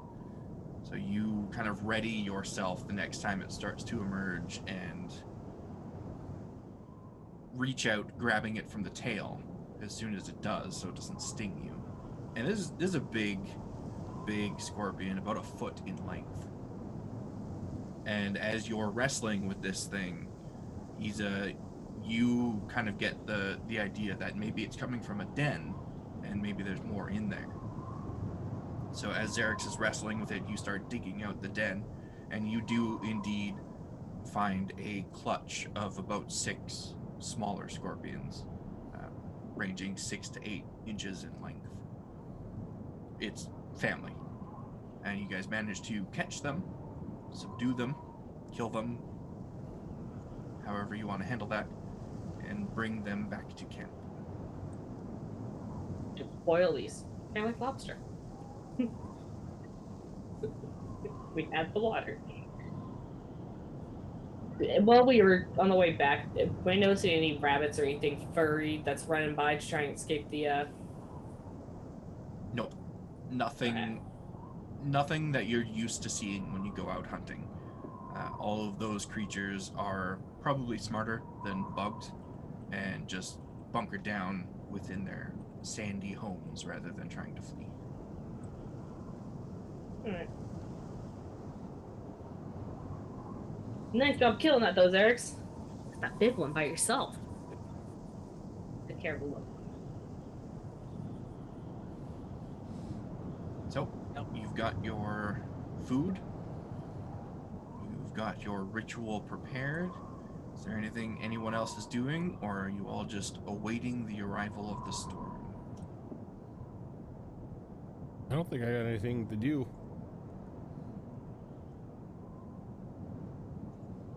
Okay, so you don't have too long to wait. It is about 20 minutes after the hunters arrive back at your little camp area that you feel like you've waited as long as you safely should. And at that point, I assume, Ixis, you complete the ritual. Would you like to describe for us how your dome looks? Well, I mean, I don't think the dome particular gives you many great options, but It doesn't, but I allow flavor for spells. I think it's neater that way. So if you want it to look like the surface of the moon or something, yeah, why not? no, after he's done setting up the ground space to draw the symbols and whatnot, and laid all that out, he'll strike the final bit of it with that platinum coin, and it'll kind of start swirling sand around. There'll be a little bit of a shadowy kind of energy to it, and it'll do that for a little bit, and then the dome will appear, and you'll see it go through a couple colors, but it'll eventually be about the same color as the sand surrounding it. And you'll see a little paw come out from the bone. Xena tentatively puts her head into the dome. And I assume she's permitted through the dome. No one is permitted. Base plant into it. Whoops, let me adjust the settings. This is how Yixis gets rid of his enemies. So she gets in, I'm guessing. Yes. Okay. Xena pokes her head in first, sees like everything seems chill. So she'll go ahead and go inside, sit down, and when she looks out, she can see like it's glass, right? Or something like you can Yeah, see. it's quite a strange sensation. From inside the dome, you almost don't even know that the dome is there. It's almost completely translucent, but it's kind of given away by the fact that the sand that's starting to pick up in the air from the wind is like hitting and bouncing off the side of the dome. So you can see the sand blowing through the air, going in like a dome shape over and around you. Quite unique. And it is also very, very comfortable inside here as well. Ooh. You know how a kid acts when they find a door that they really enjoy? In, out. In, out. This is what Ethan is doing. Sounds more like a cat than a kid. Yep, that sounds like a kid or a cat. Oh, kids do it too, trust me. And if the door gets shut, you have to meow at the door loudly. Yep, that's what my cat's been doing all game. Is Or a tantrum. Want out. Want it. Want out. And then when I'm done going in and out, probably about 10 or 12 times, I'm gonna gather that pile of rags we took from the spider things. I'm gonna set right by where I came in, just in case they come for it. And then I'm gonna roll out that white rug that we took from that other camp, and I'm gonna lay it down for everyone to sit on. I don't know how large it was. Okay. You said it was large, so I don't know how many Yeah, of us fit. it was the tent that it came from was a pretty decent size. Let me just double check the diameter of the dome here. I don't want it going outside the dome if I can stop it, but Yeah, that's why I'm double checking it here. I am blanking on the name of the spell though for some reason. you're muted. Leomid's tiny hut. It's a 10-foot That's radius. it, tiny hut. So 20 feet in diameter. Yeah. So the hide that you took from the tent, when you roll it out and lay it down, it's a pretty decent size. It covers most of the inside floor of this dome and ends probably about a foot and a half from the perimeter of the dome. Okay. That's a large. It is large. It is quite large. And it may be, now that you've seen it laid out and how big it is, it may be related in some way to the quite large size of those canine footprints as well. Alrighty. So everyone else, I assume, is going into the dome as well. Yep.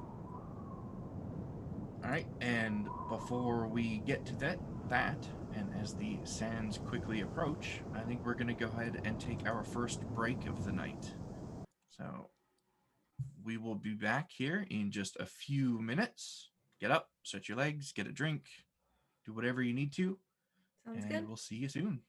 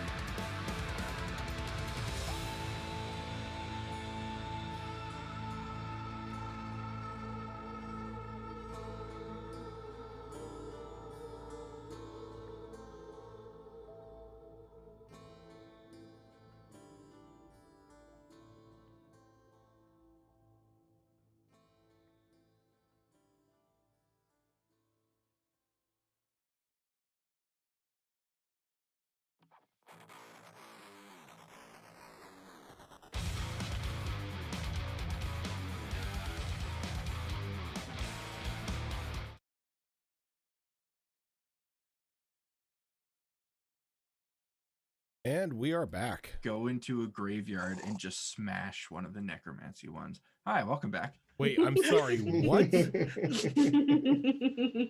worry about it. It's fine. It's fine. It's totally It's fine. fine. Go into the graveyard and just smash a necromancy one. Don't question Yep. it. Don't question Just it. do it. Don't question, just do. We're just brainstorming.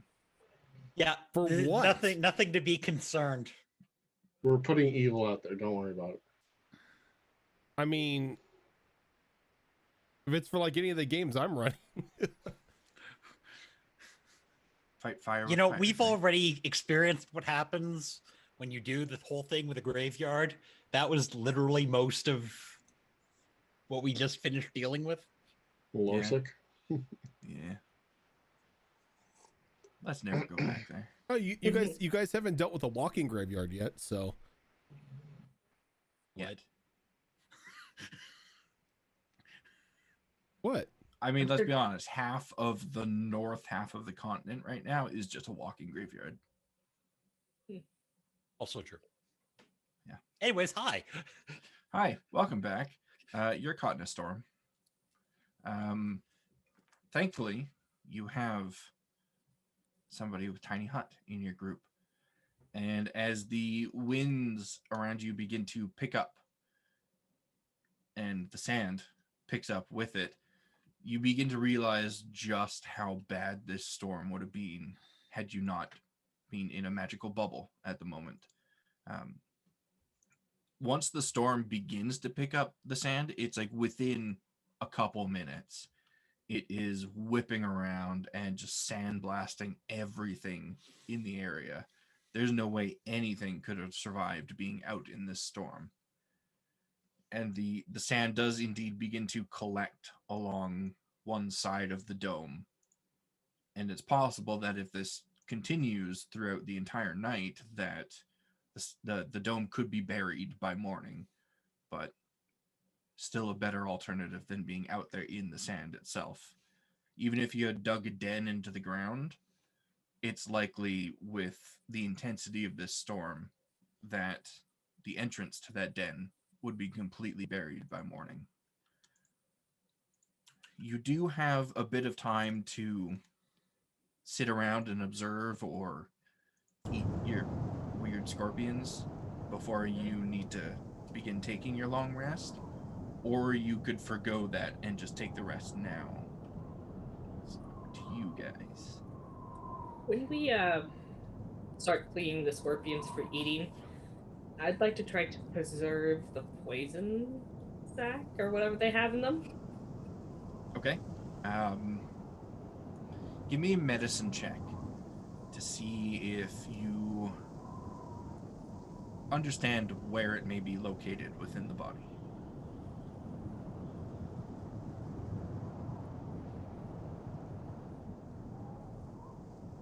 Okay. I decided she would ask Zara for advice first, but she's just not that smart. 13.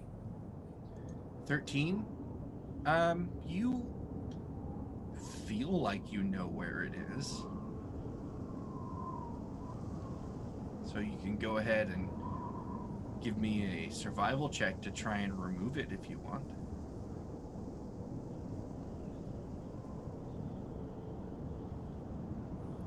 Yeah. You know, she's not the rest smart. of you, are the rest of you watching her do this? I am doing this would off like the to road. actually assist her doing that. Mainly so she doesn't stab herself Okay. with Okay. scorpion poison. Okay. So you can roll the survival with advantage. Okay. Yeah, please don't poison Yeah, yourself. no. That would be unfortunate. I rolled just to see if she was smart enough to ask Zara for help, but she was not, so the dice decided. Survival at the 16. A 16? Okay. That's enough to safely remove this pouch from within this scorpion without puncturing it and with pinching off the end so it doesn't leak all over the scorpion meat. And you are quite pleased with the job that you did. It was clean. It was precise. Zara, you know that she just removed a very full stomach from this thing, but she did it well. I'm gonna point that out. If this is a stomach, then where the hell's the poison? Can I In the tail. just like take her finger, just point Yeah. to where it's at? Yeah, the Green Mothers use scorpion poison quite a bit in their concoctions, so you're familiar. Alright, I would then like to now move the actual. Okay. So give me that survival again. Alright, is Zarek still helping me? Yep. Okay. I mean, if you're not too embarrassed by what you just did in order to accept the help. So she's embarrassed, but not that embarrassed. Okay, then you can roll with advantage.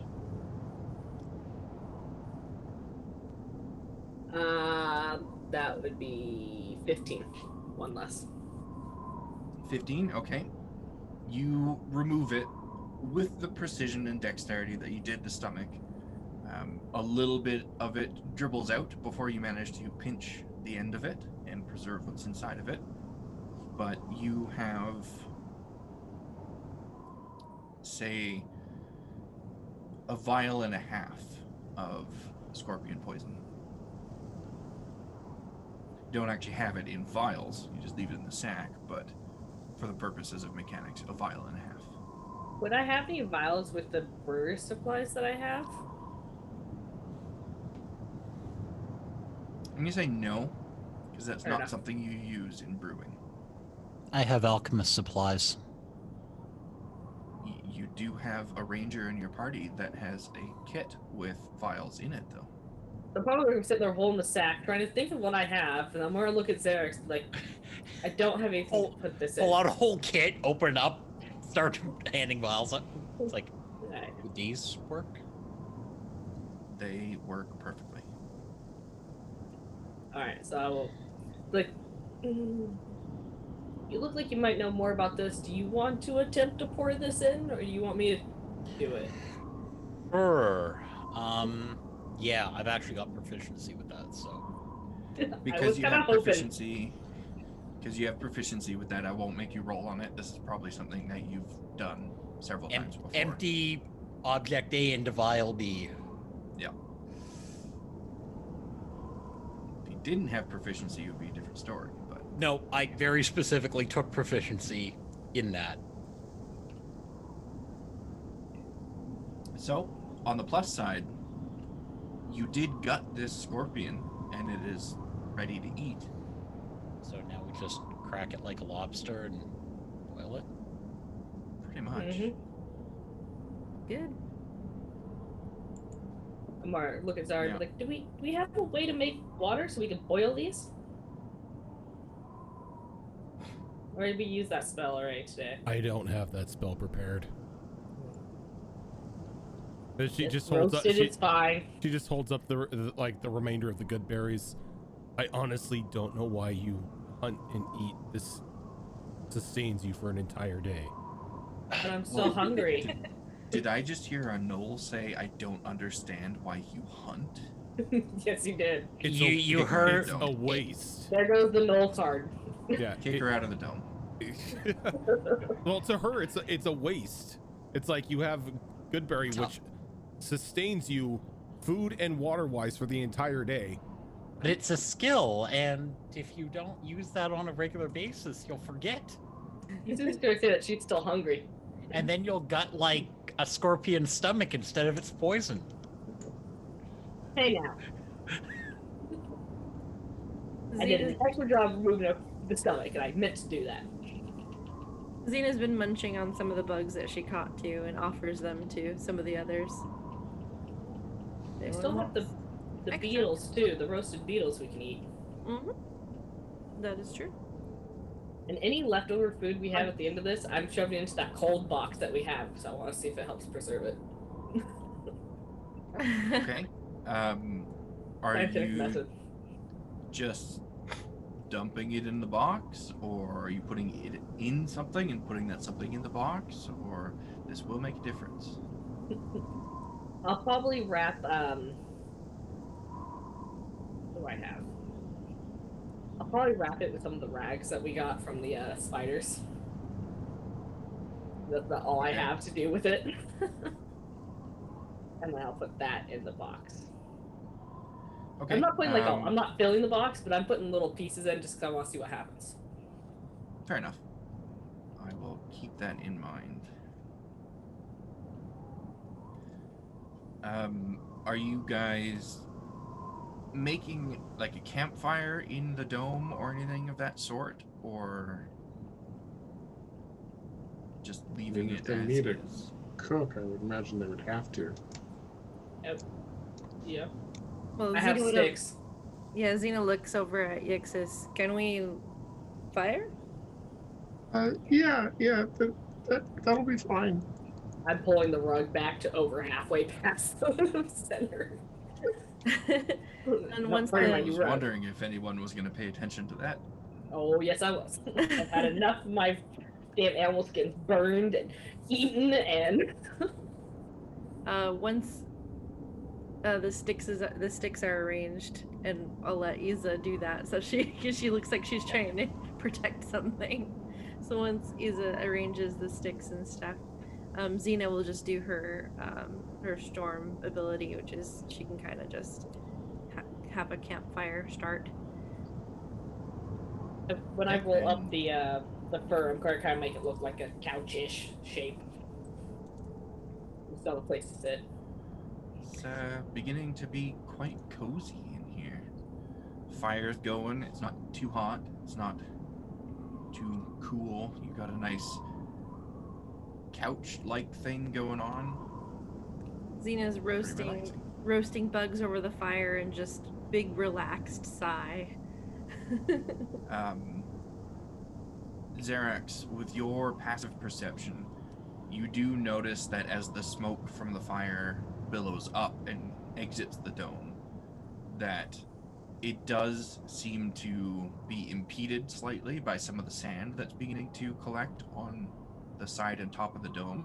So it's fine for now, but you know that it would potentially be a bad idea to leave the fire going all night.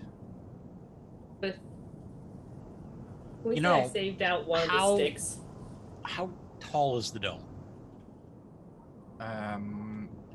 It is 10 feet tall. believe, yeah, same diameter in all directions. So Now, is it 10 like feet tall. just building up on one side, or? Yeah, it's because it's blowing in from the southeast, I think I said. So it's Okay. collecting on the southeastern side of the dome first, and eventually, depending on how long the storm goes on, the sand will collect along the side, migrating to the top and covering the whole dome. Can I try poking one of the sticks outside of the dome where the sand's collecting to see if I can dislodge some of the sand along the edge, or if the stick just gets ripped from my hands? You can. It's easy enough to do. Alright. I mean, the winds are strong, so you do feel that force, but it's just a small stick, so it's The not a reason the lot shield for didn't wind to go out. catch. You're backed out, right? It's fine. Alright, I'll spend a little bit of time using the stick to try and knock down some of the sand. Yeah, seeing this, Xena will kind of help her too. She'll take, I guess, her axe and kind of hit it up, shift. Are you using the broadside of the axe, or Yeah. like the axe handle to poke it out in? The broadside to try to kind of shovel it off. Okay. Give me a strength check. Oh, I can do that. I will give you a strength check. Okay. That is a 19. 19? Okay. You hold on to it, no problem, but you do feel as though if you were to loosen your grip in even the slightest, that the wind is strong enough that it could rip the axe right out of your hands. But After you're fine doing for it now. a few times, when she feels that, she's gonna bring it in and be like, I should probably not do that again. And as mentioned, the fire, it's fine for now. You've probably got a couple hours before it might become a problem. So it's fine to cook your meal and everything on the fire without having to worry about being suffocated inside the dome. So this whole time, the first 10 minutes in the bubble, I want to identify the goggles, see if there's any special properties to them. And then after that, I'm going to be back to the book. Okay. You do that, and the goggles just seem like regular goggles with tinted lenses in order to protect your eyes from the sun, or in that creature's case, perhaps protect its real form from prying eyes. It's fair. And the book, Put them go on my ahead head. and give me straight intelligence on the book.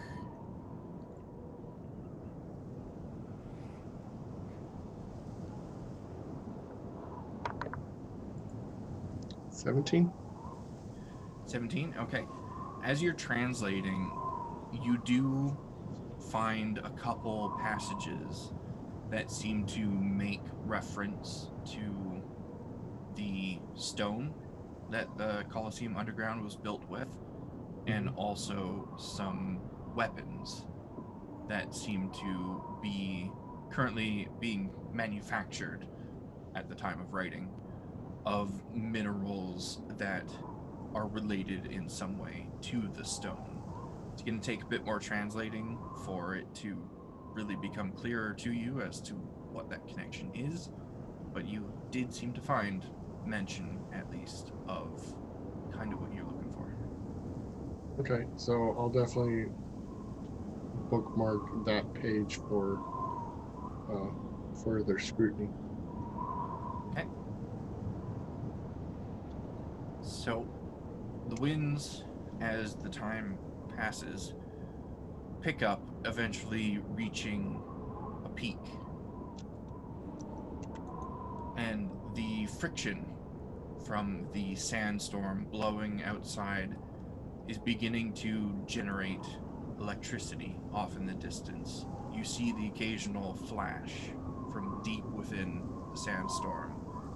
You can feel the rumbling across the floor of the desert, but there's just so much going on outside, so much noise, the whipping wind and pelting sand, that you can't actually hear any sort of thunder that's associated with this lightning, but you certainly see it and certainly feel it.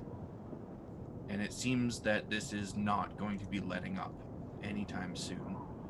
And as you finish your dinner, you prepare for resting throughout the night.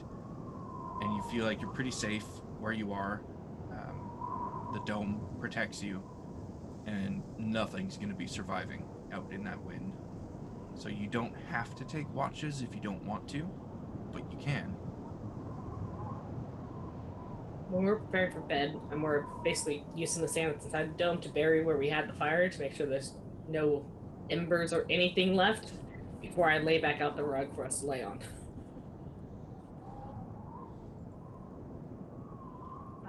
Yeah, I guess at a certain point, Xena would put the fire out. Yeah, easy enough to do. And once you feel it safe to lay the furs back over, you do so. No damage to the fur or the hide. I mean, I'd probably go to the extent where I would sit on the spot where the fire was before I put the fur down. That's fair. No, I Could won't I carry that use- first. Could I use the time that I would use on a watch for further translation Yeah, I don't see why without not. suffering exhaustion? I mean, Yeah. I don't know if you'd consider it a strenuous activity. It just doesn't seem I don't think so. quite like it would be. No, because that's like if you were to take an actual watch and decided to just take your chances and read the book instead of doing watch, I'd allow you to do that. So you can certainly do it here as well. And the dome, I just have to reread this real quick.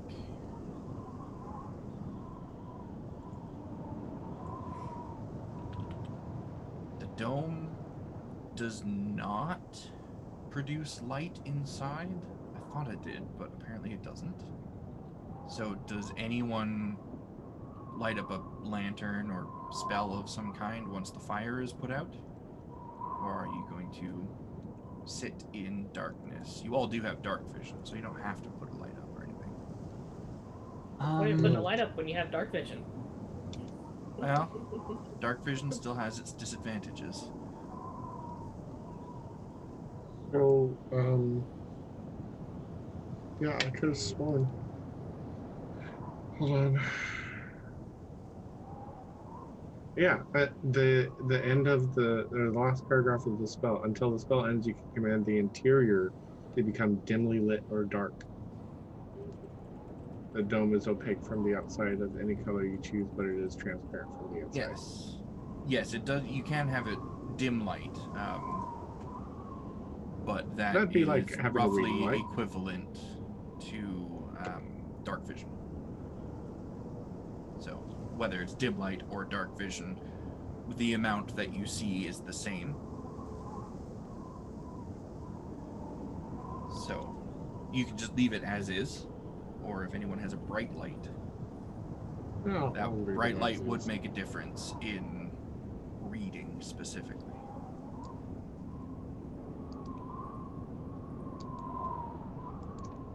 You are muted. Yes, I am. I don't have anything like that. Zara just like after everyone is done with like their cooking and other shenanigans, she just goes right to sleep. She's got one last point of exhaustion to sleep off. Yeah, and I wouldn't want to use bright light anyways in a place where people are sleeping, because I don't know if that would disturb their ability to sleep. Fair enough.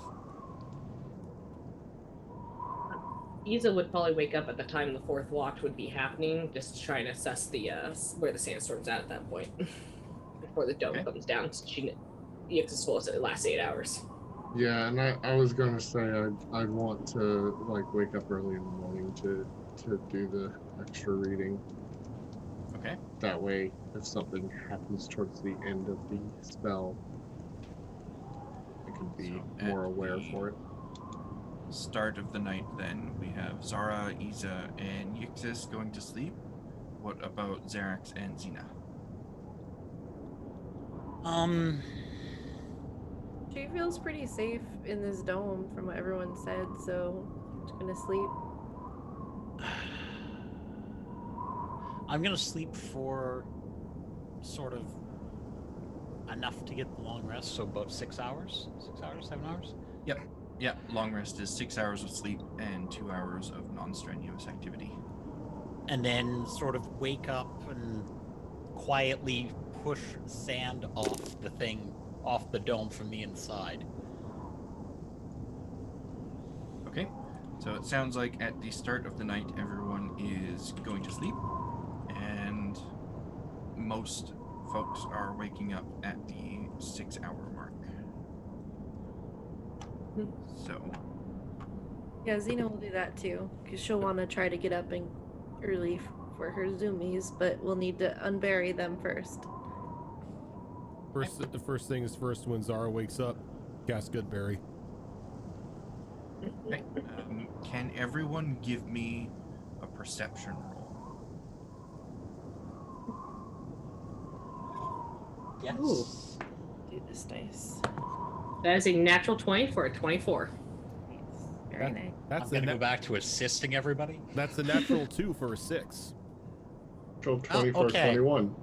I got an 11. -1 for 16. Okay. At some point in the night, Isa and Yixis, both of you wake up when you hear a sound from outside the dome that doesn't really fit with the whipping winds and sand. It's almost like a shuffling noise. And both of you wake up and look around, and could I get a perception check again from both of you? I'd like to imagine I make eye contact with Yesix as we first wake up. Like, what was that? That's still not bad. That's a dirty 20.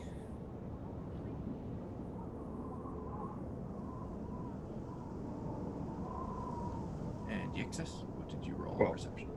12? Okay. So you do not spot it, Yixis, but Iza, you do. Around the dome, there seems to be figures, silhouettes in the sand, and they seem to be made of the sand itself. They're only noticeable because their bodies are still in the air, whereas the sand all around them is whipping every which way. And the longer you look at them, the more they seem to collect around the dome, all around the dome. And I assume you point them out to Yixis at some point? Yeah, probably scramble over to she's kind of close to them and like, are you seeing it? She doesn't know how well they can hear them. Or if they can hear outside the dome. She doesn't know anything about the dome other than the last 8 hours. They, I believe, cannot hear anything from within the dome. So, Okay. They You also can can't see yell if you within want the to. dome. yeah, they can't see within I the think dome no, I either. think they can I hear think through you- the dome. I think Can they? the dome Yeah. does sound through. It doesn't muffle sound. It blocks sight. That makes sense. Yeah, you are correct. But it is covered in sand. It is covered in sand, but not enough sand that you yourselves can't see through it to see these figures. So, since they can hear... Okay. So, Yixis, as soon as these things are pointed out to you, and you kind of notice their presence, there seems to be about 9 of them currently, or all around the dome. Yellow lights begin to emanate from where their eyes would be and where their mouth would be, and the sand that forms their jaw begins to open and drop and stretch grossly wide as this yellow light shines through it. And you and Iza both hear from all of these creatures a wail that sounds like inhaling air at incredible speed. And they all seem to be looking inwards towards the dome, though they can't see through it. How are you guys reacting? Well, first, I'd like to try to figure out what these are. I would like to look around to see if they're having any kind of effect on anything around us.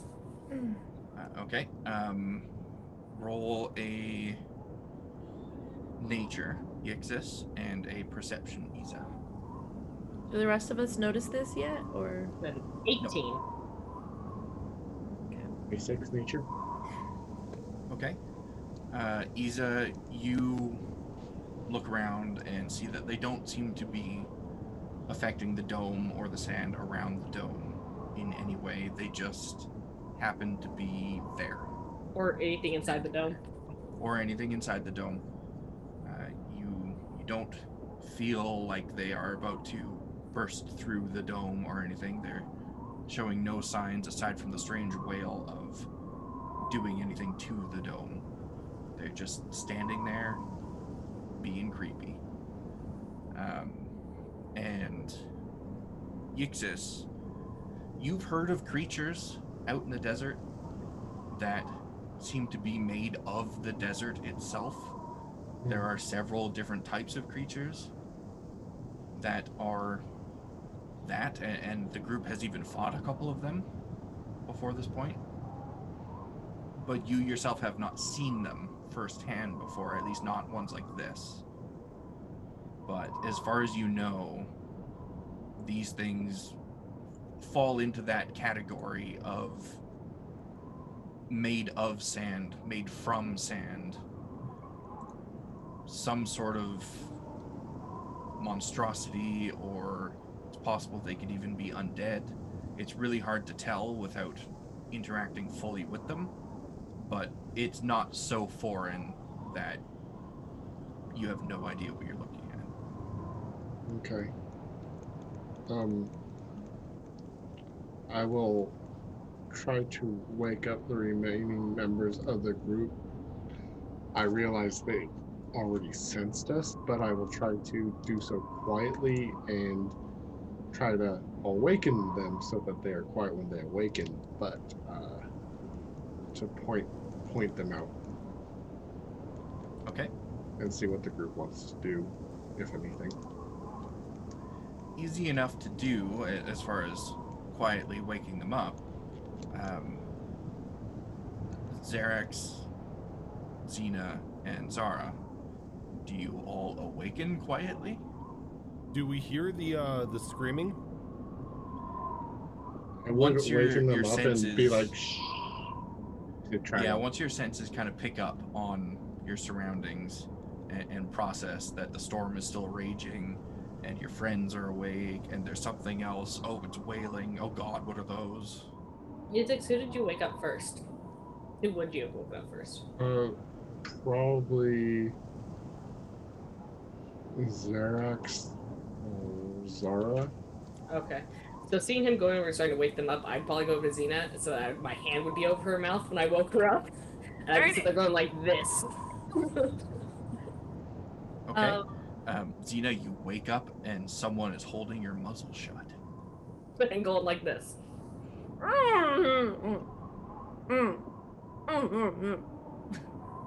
I'm gonna point, I'll let go and I'll point. And then Xena will just grab her axe and look around and be a little confused. I'm gonna point at the pup. Shrug her shoulders. And she'll look at the pup and look at Zara and kind of wait for Zara to give instructions because usually Zara knows what to do. And quietly, and what I'll say, about- it doesn't seem that they can get in. Or, Zara, but I didn't know if you wanted to do something about it. Zara's gonna get as close as possible to the edge of the dome to investigate these things. Okay. Xena's following right behind her. If Zara starts to poke her head out, Xena's gonna put a hand on her. Okay.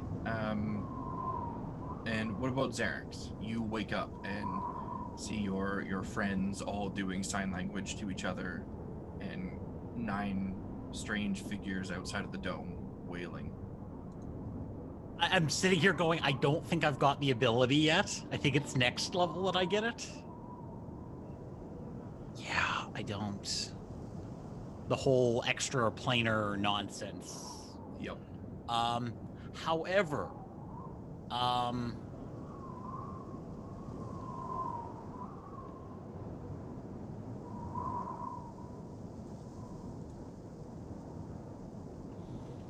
is it something I recognize and that I've seen or heard of?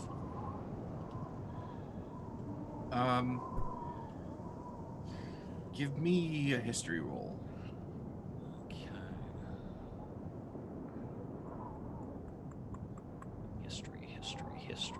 History. Right, in skill.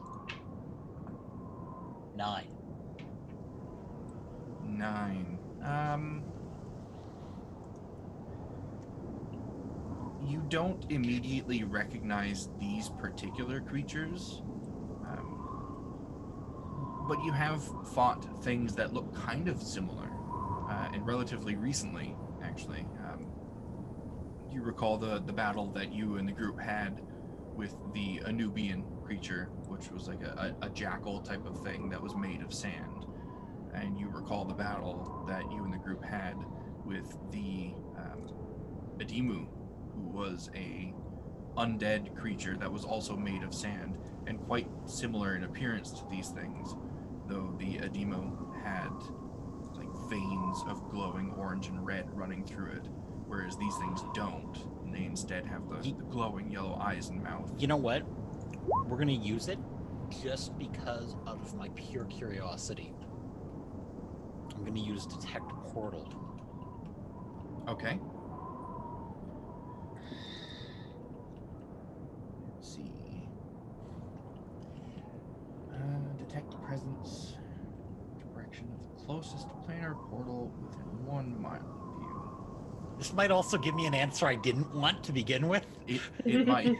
Directly beneath you. Like this Here. could be a whole thing I didn't want to know, but it's like, yes, that way though. Yes, give me a D4.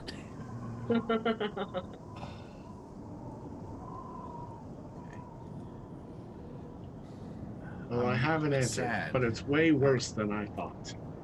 I'm a little bit sad about this, but you do not detect the presence of a portal within 1 mile of you. Now we could I don't like the way that was we could said. cast spells inside this inside the dome, right? Yes. You can, if it's an offensive spell, though. My current understanding is that you basically, it's not like, offensive. if you were to do Eldritch Blast, you'd have to put your hand outside the dome. Can I make a distraction here with Druidcraft and off in the distance, say to the east of us, make the high pitch whistle of some sort of avian sort of call out through the sands? Yeah. I'm going to say you can. Rules as written, no, but rule of cool is better than rules as written. Okay. And that's why you're the DM. Like, rule of cool. So you make this sound off in the distance, and as soon as these creatures hear it, every single one of them turns to look in that direction, and the wailing sound stops, and the open hole that is their mouth shuts, and their bodies seem to lose their cohesiveness as all of them very suddenly, very quickly dissipate into the air, and the sand that was their bodies flows away with the whipping sand that the wind is throwing around. Well, that was creepy. She's gonna like take her one arm, just like kind of just do this. Yixis is nodding very fervently. And then lays down and goes back to sleep. Okay. He's a Some jerk. of you, I assume, probably don't fall asleep like immediately. Kind of look around in case they come back, and there's no sign of them. Nothing else seems to be approaching the excuse me, tripping over my own words there. Nothing else seems to be approaching the dome. No creatures, no sand is forming around it in humanoid shapes. It just seems to be the calm of the storm.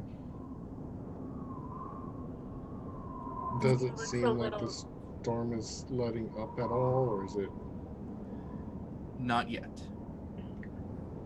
Xena looks a little disappointed that there wasn't a fight, but doesn't like sandstorms and didn't really want to deal with sand getting up everywhere, so also a little relieved. So mixed emotions keeps her up a little bit, and then she'll snuggle back to sleep.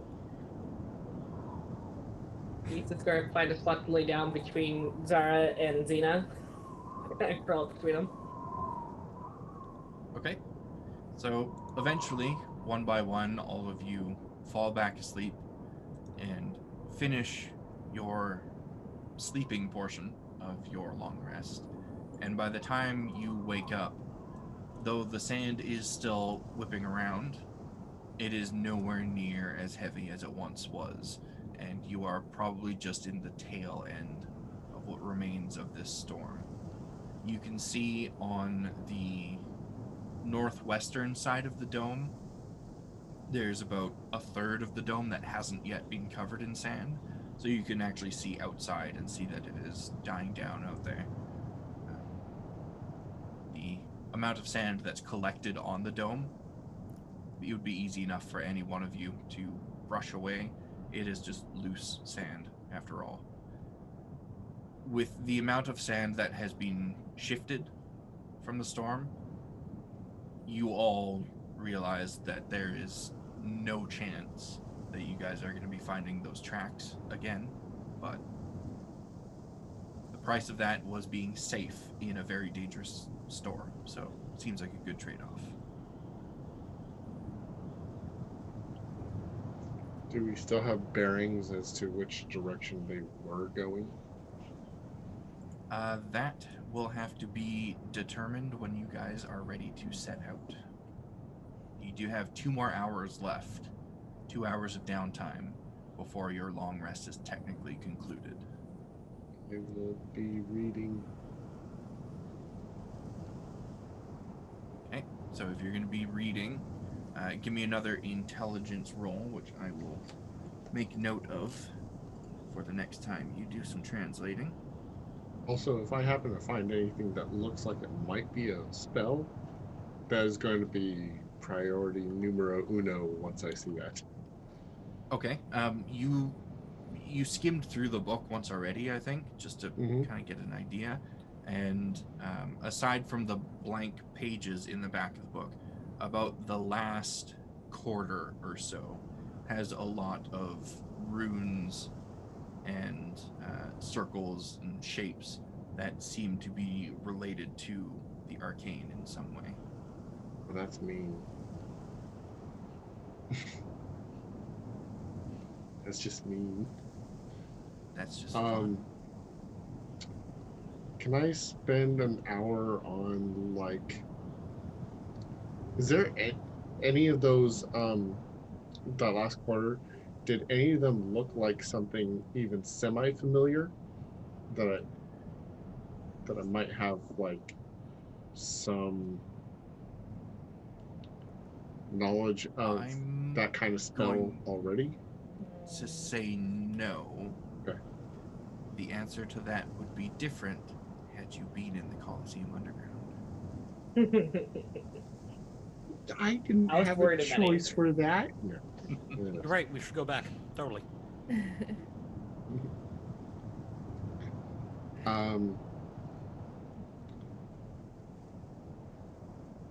I'd like to, like, look at the first page of those runes and see if I can make any progress on that in an hour. Give me that intelligence roll. Okay, so that's going to be a 16. 16. Okay. Though you aren't sure what the runes themselves pertain to, what spell that they may be a part of, if any, you do begin to suspect that they are related in some way to enchanting objects.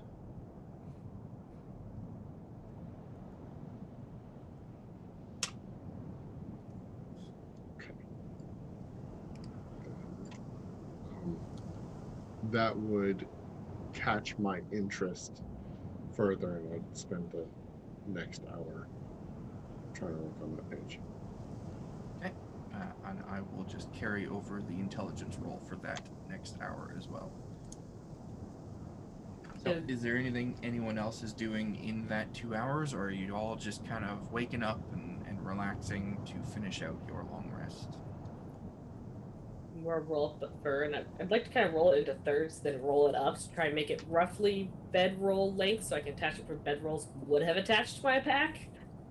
Okay. Realizing it might be bigger, so I might use those braided ropes that I made to further extend the latches. Easy enough to do. You have the supplies for it. You have the knowledge for it. You do it. Xena just puts her makeup on and her armor and just spends time doing that. And then Okay. if they can... Have we dug ourselves out of the sand? Are we clear of that? Nobody has mentioned that they're doing that, but it would be easy enough to do. Okay, and after she puts her armor on and her makeup on, she'll start, Yeah, filling everything out. I think I was going to get the sand off the dome. Yeah, you did mention before the long rest that that's likely what you'd be doing when Yeah. you woke up. Zara's So gonna that's what hand I've been busy doing. Zara's gonna hand everyone a good berry and then drop into inner gate to see if she can't get any sort of beat on the voice that was calling for help. Okay. So as you sit down and begin your meditation for your inner gate ability, everyone, at least somewhat familiar at this point, sees the third eye symbol on Zara's forehead begin to glow, and you have a pretty decent idea of what she's doing at the moment.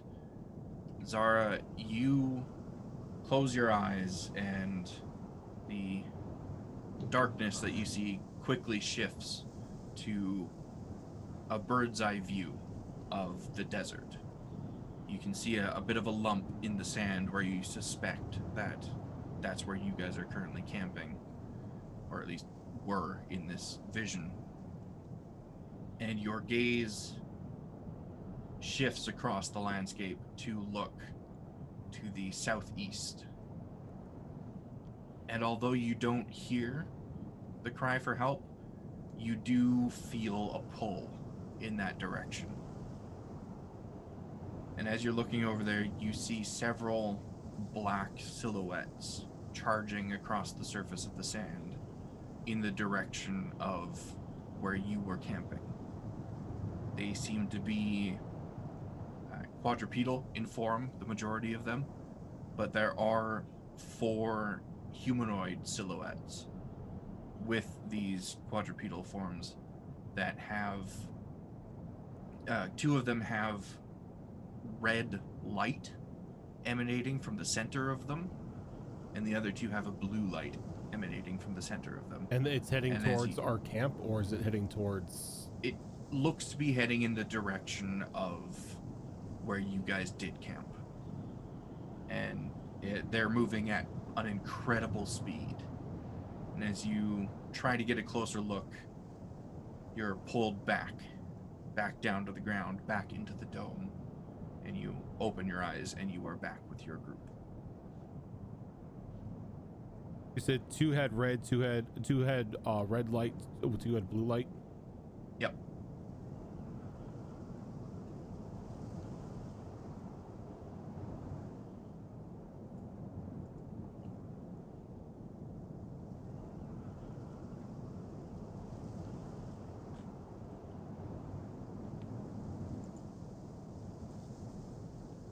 And so by the time that everybody has woken up and cleared the dome, done their reading, done their meditating, the remainder of your long rest elapses and you all get the effects of that long rest. And right at the end of that, the dome vanishes. Any remaining sand atop it just falls to the ground. The wind has died down enough that you feel comfortable traveling in it. And the day is yours. Would I be able to get any sort of grasp of how fast those things would be at the campsite? Give me an intelligence check. That will be a 18.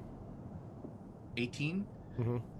It was difficult to tell because there was no real reference point. In a flat desert with no flora or fauna, you can't really see how fast something is moving past something else, but it was an incredible speed, and it's easily faster than you've seen any Gnoll sprint. Okay. Is this coming from the direction of where that lump was at, or like to the southeast, where I would assume where the the person calling for help was, or is it an opposite direction? They were coming from the southeast and headed in your direction. So on the map here, they would have been coming from like this direction and heading in this direction. And where is the lump at? The lump is where that marker is. It was your dome. No, I mean not sand. the lump, but the where I would assume the cry for help came. Oh, the cry for help. When you heard it the day before, it was coming from the south, and the pulling feeling that you felt in this vision was coming from the southeast. So we're pretty much on a collision course with whatever is down there at the moment. It seems to be the case, yeah. Can I have used the last 10 minutes of the dome being up to do the shaman armor? Yes. We're going to have trouble.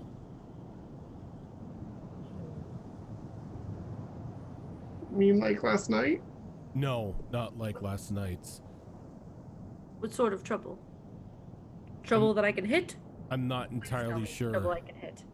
All I saw were shadow-like forms, quadrupeds, bipeds. 2 of them had a blue light in them. 2 of them had a red. But they're coming from the southeast and up towards us at an alarming speed.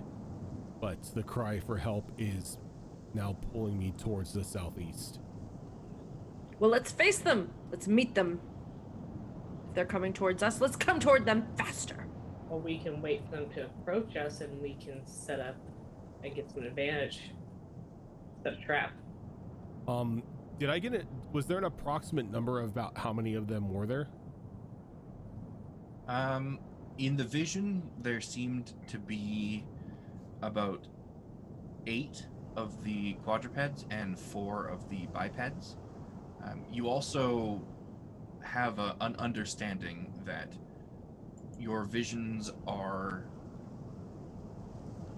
of what is possible, not always of what is guaranteed. Yeah. The vision showed me 12 beings coming towards us. 12. Those aren't the best odds, but they're doable. I will take 8. I would suggest not encountering them head on. We need to move from here, but we need to be careful. Oh. Lead on. How long are our tails? Your tails? Yeah. Can I touch the ground with it while I'm standing? They vary from knoll to knoll. Some of you have longer tails, some of you have shorter tails. I mean, that's entirely up to you. It's your character. I walk towards the back of the group when we set off, and I'd like to try to just kind of swing my tail back and forth, as if I was wagging it to kind of brush out the way at our footprints. You can certainly make an attempt. Yeah. So it sounds like you guys are getting ready to set off for the day then? Yep. Yep. Unless we're setting an ambush. And before we head off, I'm gonna cast Pass Without Trace. Okay. That is a magnificent spell. I mean, And for It the really is. first leg of your journey, for as long as passes, it's active. There's no need to brush away your footprints because your footprints do not exist. Did Zara tell us this? Because otherwise I'm think I'm real good about brushing away these footprints. That's No. up to Zara. All she says is stay close, and then she casts something, and then begins to walk. Yep. Xena just storms ahead. I'm real good about keeping these footprints off the ground. Okay. So who's taking the lead here? I'll take the lead. All right. Xena's antsy. She hasn't hit anything in too long, so she kind of storms forward a little bit don't think we had a battle all day yesterday. Yeah, Hmm? she We didn't did like that. not. Once. She did not like that. We are going to do. She's also got a lot of energy because she didn't get a chance to like do her workout this morning. So, I don't know if she can do zoomies under pass without a trace, but she doesn't know that that's up. So, Yeah, you can do it.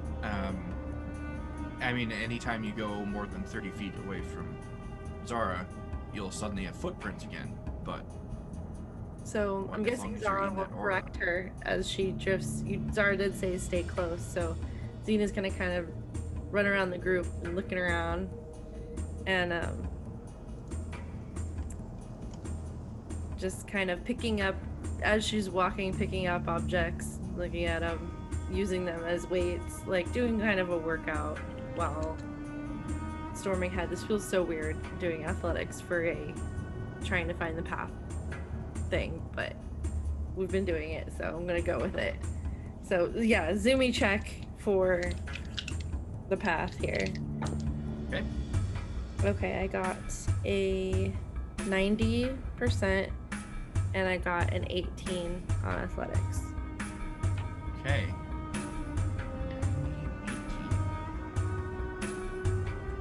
I love these dice. They're my golden pink dice. So, Xena, as you are surveying the area and leading the group forward through the desert, you happen to find exactly what you're looking for. And on the horizon, you see a very large humanoid silhouette. Very large. It's probably a good 17 to 20 feet tall. And as you get closer, you realize that it's not moving. It's not mobile. It looks to be a statue, but it's very much not a statue. The sun, as it's rising over the horizon, catches the edge of this thing's armor plating. It's black and silver armor plating. And you notice a blue light bursting from within the seams of the armor. And in this giant's hand is clutched a very long, blue flaming greatsword. And you're about 250 feet away from this thing when you see its head turn and look directly at you, even from this distance. It seems to have noticed that you're there. And its body shifts and turns with its head. And you see it take the posture of a sprinter. And then suddenly it launches itself forward, straight towards you guys. Wow. And it is looking to meet you head on. Yeah, Xena charges forward, seeing that the thing has caught sight of her and that stealth is no longer a thing. She shouts a battle cry and rushes forward. Okay. So, I'm going to move everybody to the map.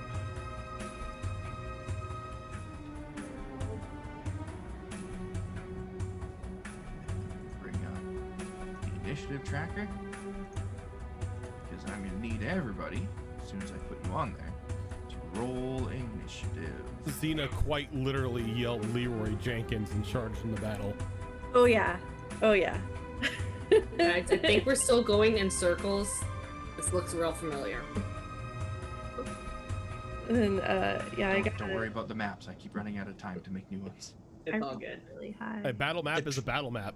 Yeah. The trick, Fox, is you make a battle map that's like 40 by 40, and then you only reveal parts of it as you need it. Well, the problem that I have encountered with battle maps for this campaign is you're in a fucking barren desert. Like, how varied am I going to make the maps? No. I've seen that tuft of grass there before. Did we want to take our last break before we get into That's probably murder? not a bad idea. Got it. Let's go ahead and do that. Take our last break, and we will be right back in just a couple minutes with whatever this creature is and whatever our party of gnolls is going to try to do to it. Because our party of gnolls is brilliant when it comes to these things. Yeah.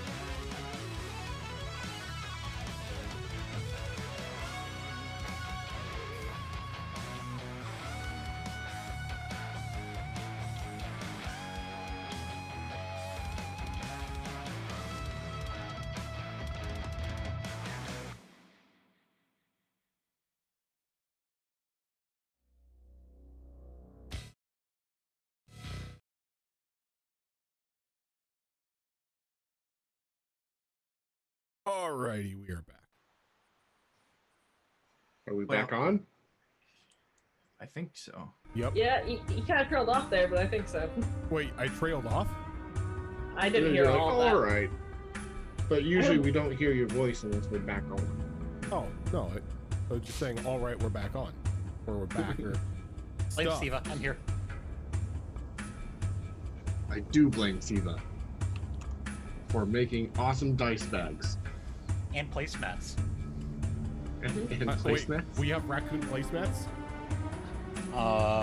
Don't encourage her.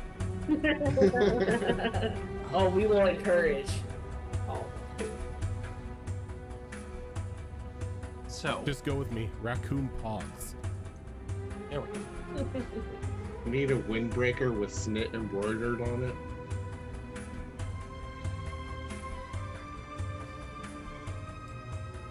sorry, I was just looking at the world map there for a second. So, as you all, I assume you're all keeping pace with Xena, charge towards this thing. Oh, they can try. I'm a lot faster. They're certainly trying. All of you hear a very, very loud crack of thunder far, far to the west of you. And suddenly it gets very dark out. Like the clouds just apparate in the sky like that, almost instantly. And the sky opens up as crimson begins to pour down across the entirety of the desert. A Okay. red rain from a source unknown. But you don't really have time to really stop and think about that right now, because in front of you stands a large armor-clad figure running to meet you in battle. And Iza, you are at the top of the initiative order here, as this thing, when it approaches your group, just a couple dozen feet away, it drags its large, fiery greatsword out in front of it and clasps it with both hands and seems to tear it in two. And then in both of its hands are identical flaming greatswords. Oh boy. There's enough time to diffuse the situation, so here we go. So 30 feet of movement would put me here.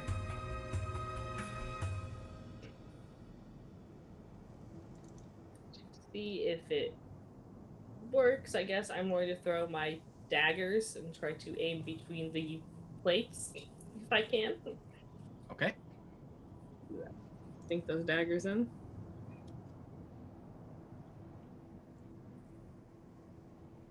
That's a 15 on the first one. A 15, despite the size of this thing and the fact that it seems to be a huge set of full plate armor, it looks to be quite dexterous as it pirouettes and the blade just flies right by it. Yeah, I figured that missed. And the next attack, that's better. That's a 22. A 22? 22 will strike it. Okay. Did you say it pirouette?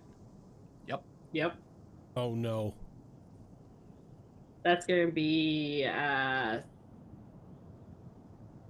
is my dagger? The dance fighter like Xena. So the second dagger would have been the damaged one, so that's 6 piercing, 6 piercing, okay. unfortunately. That will be my turn. That's that. That'll be your turn, okay. And that dagger does nothing to slow it down as it continues its charge to meet you guys in the center of the battle arena here. And it continues its momentum forward as it brings one of its flaming greatswords up, trying to drag it across Xena's body as it does. Does a 24 hit?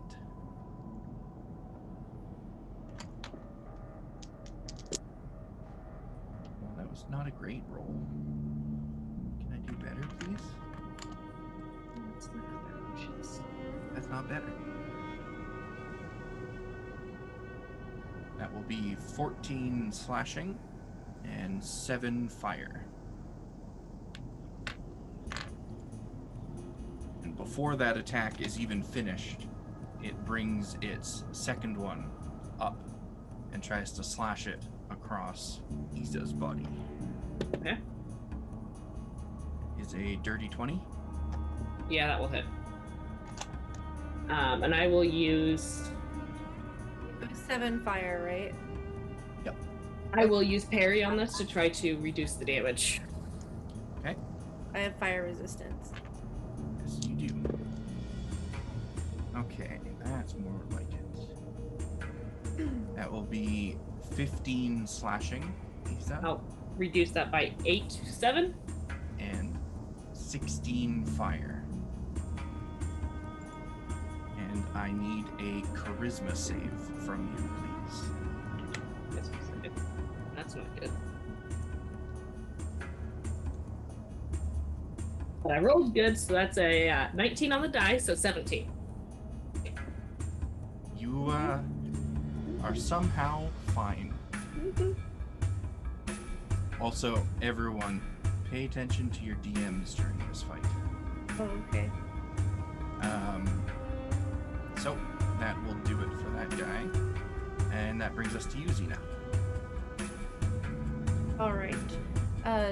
Xena's very excited at seeing a familiar move, and so she's going to take out her great axe, and she's going to go into a frenzied rage of excitement, and see what happens.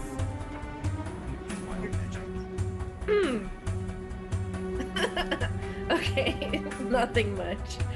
I rolled a 7, so just flowers and vines temporarily grow around me until my rage ends. The ground within 15 feet of me is difficult terrain for my enemies. Difficult terrain can make all the difference sometimes. So I've got just flowers everywhere in the middle of a desert. What do these beautiful flowers of yours look like? They're all like sunflowers and marigolds and yellow tulips. It's all like in golds and yellows. Perfect. And yeah, and so after she rages, she's going to go and take a swing at it with her axe. Okay. That would be a 19 to hit. A 19 will indeed hit. Okay.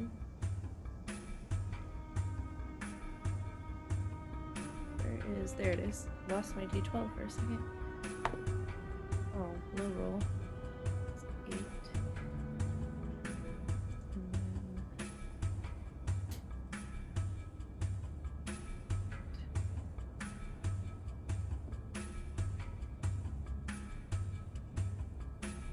Okay, good. Sorry. 8, 9, 10 points of slashing damage. Okay. And then she's going to hit again for, oh wow, okay, that's going to be 27. 27 will definitely hit. And boom. 8.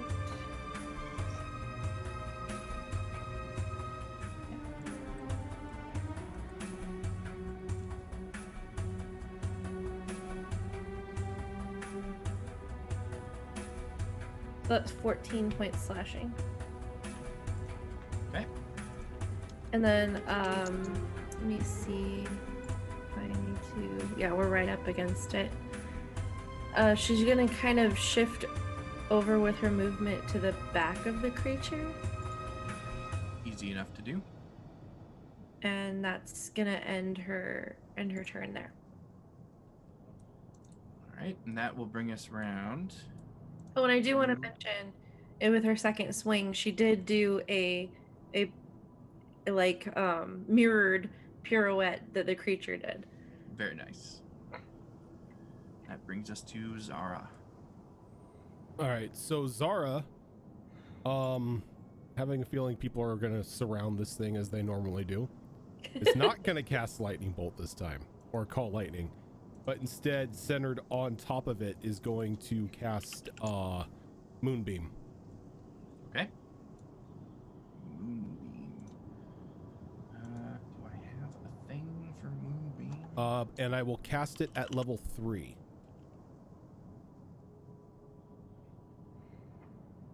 I do have a thing for moonbeam.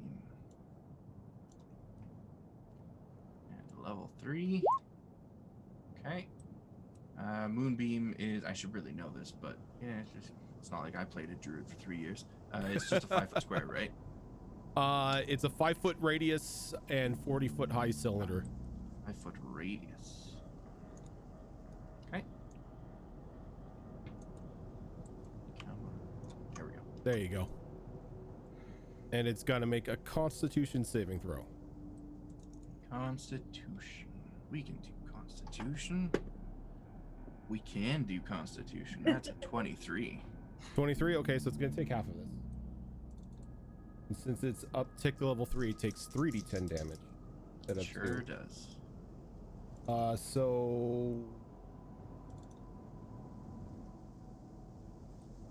So a total of 9 radiant, so half that. Okay. Just double check here. Okay, it is not. Well, I'm not gonna say that out loud. I don't want to give it away. Okay, yeah. And she's going to call out to everybody.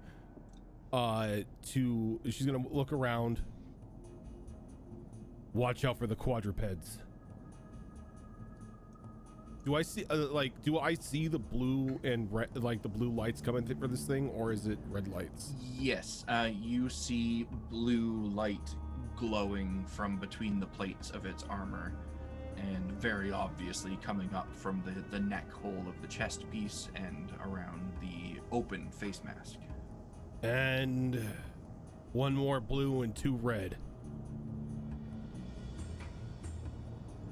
I don't like Okay. this. That will bring us over to Xerax. Alrighty. So.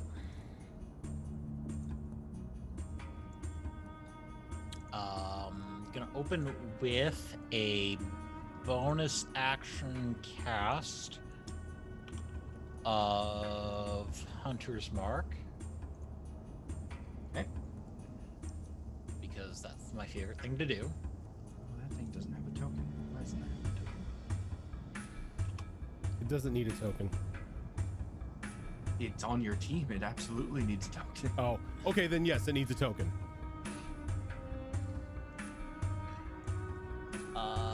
Then I'm going to do a 20-foot move, and I mean, I don't have my great axe, so that's the thing. But I do have this spiffy broken greatsword that counts as a longsword that can still be versatile, right? Absolutely. Glorious.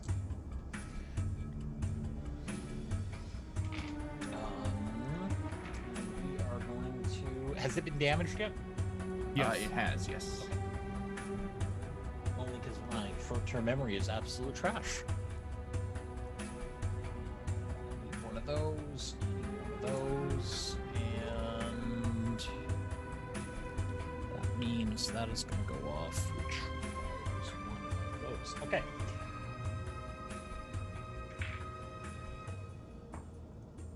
Ew.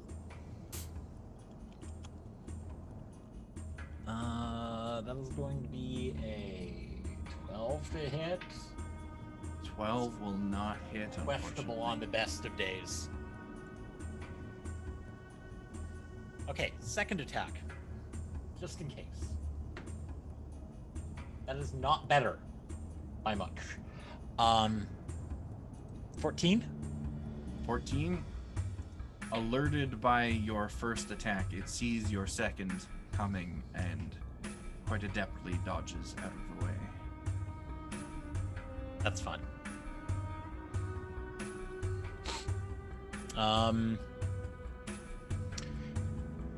And just because I'm skeptical of this thing doing horrible cleaving things, I'm going to take another 5-foot step that way.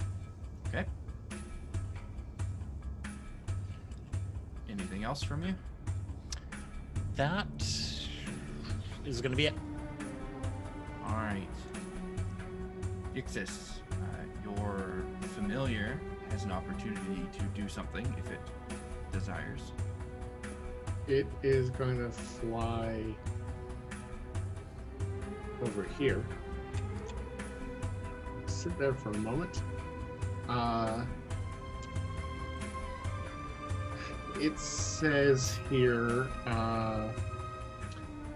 when you cast a spell with the range of touch, your familiar can deliver the spell as if it had cast the spell. Your familiar must be and it must use its reaction to deliver the spell when you cast it. So, Yes. setting up for that. Secondly,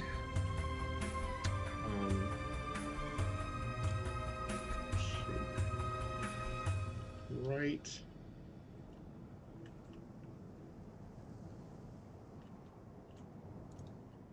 Think right here.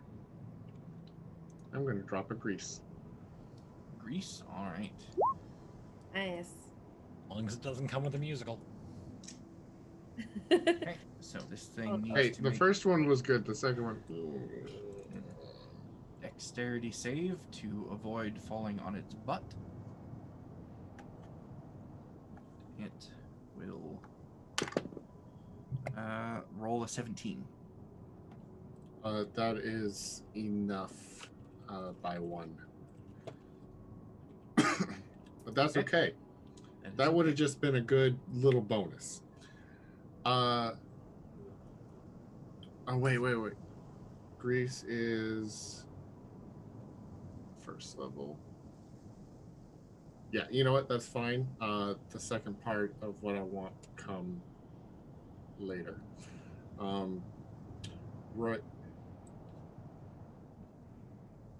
Right now, let's see here. What is this guy's movement?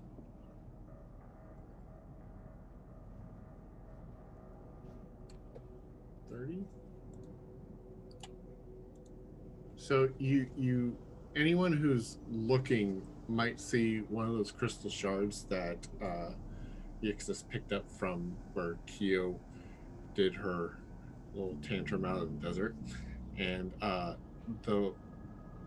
it crawls out of Ixis's pocket and starts scuttling along the sand towards this thing, and it's going to move 30 feet and not quite get there, but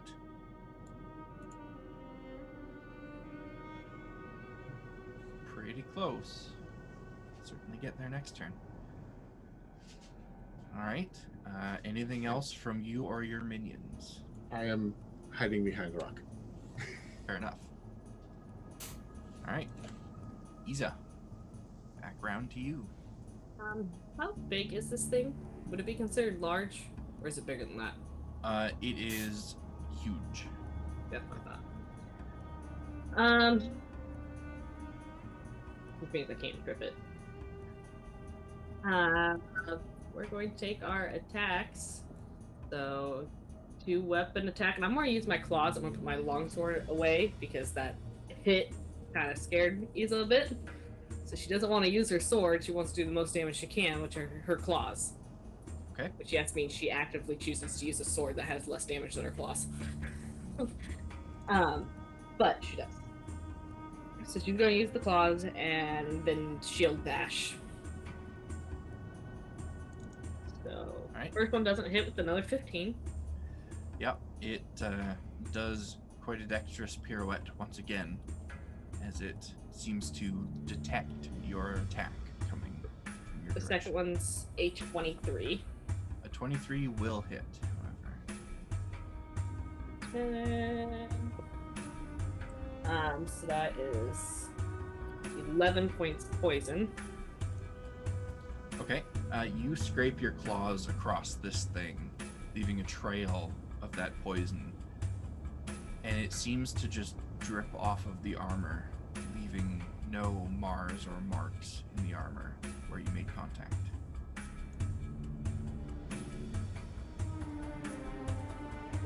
That's not a good thing.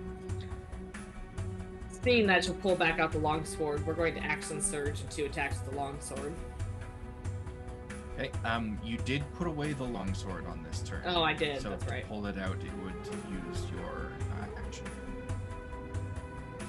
I can't do that. Sorry, use my action. We'll just hit with the 6 shield. Okay. For the bonus action.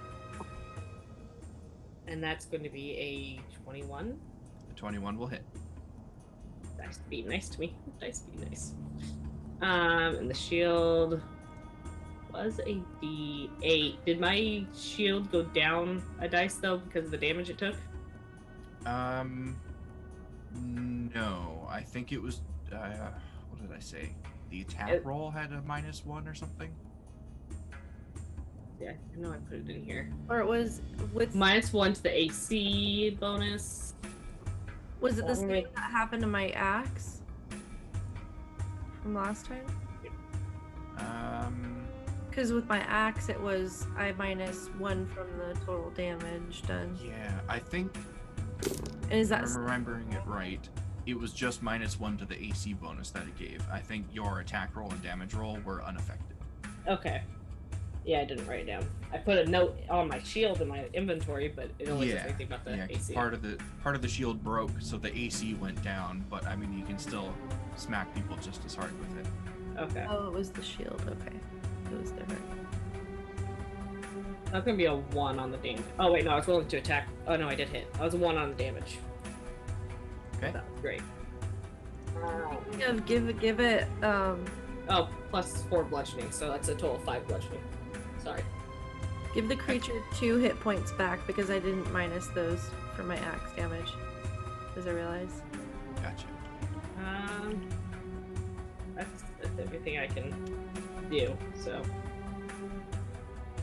Seeing if the claws have no effect, not really much effect, I'm not going to use my action surge. It was a good thought. Claws would have been dangerous if they weren't poisoned. I can't really. There's no point in moving, so I don't want to get hit. So. Okay, so this creature, Raven, you totally called it. This creature turns to face Zerax, and it brings both of its flaming greatswords up across its body in like an X pattern, and then kind of lunges forward and sweeps out with them. And so that would be. Zerax is in 5 feet, so nothing I can do about it. That is exactly what I assumed he was going to do something like. Is I think going to miss Xena. Wow, that's unfortunate. Yeah, it's gonna miss Xena, but I do need Iza, Zerax, the tiny servant, and the familiar to all make dexterity saves for me. Are you seriously going to take away? I didn't set out to do this. As soon as Zerax moved there, I'm like, okay, yeah, I know what it's doing next. And then your minions all moved within range, and in my head, I'm like, no, don't stand there, please don't. But That's good. Don't group up, guys. Battle 101. Cat, please. That's why I didn't move closer to anyone. I could have circled around so I was within 5 feet of someone to out protection, but I was afraid of it. That's a 16 for me. 16. You said Okay. dex saves, right? Yep.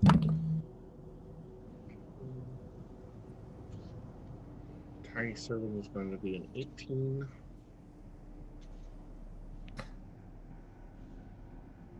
Are you quite done? And the familiar is going to be a 22. Okay. And Zerax. X save? That ain't Yep. great. I mean, my dice really don't like me, so 7. 7. Okay. So somehow, probably because they're relatively small, Shadowfox, your minions are able to avoid this because it was an all or nothing thing, and they both saved. Oh, good. Iza And Zarex, however, will get hit by it.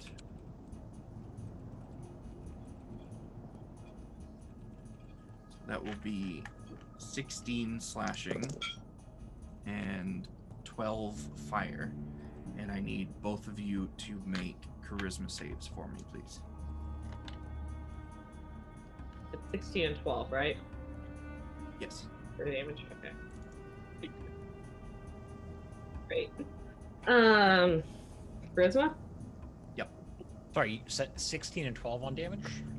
Yes. Which is 30, yes. Surprisingly, my dice aren't rolling too 28. bad today. That's a total of 13 for the charisma save. 13, you say? Which for my charisma is pretty good. Yeah. That's enough, but it's pretty good.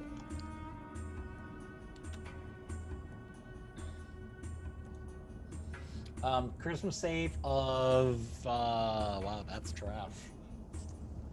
4 on the die for a total of 2. 4 on the die for a total of 2. Alright, Xena, you're up. Okay.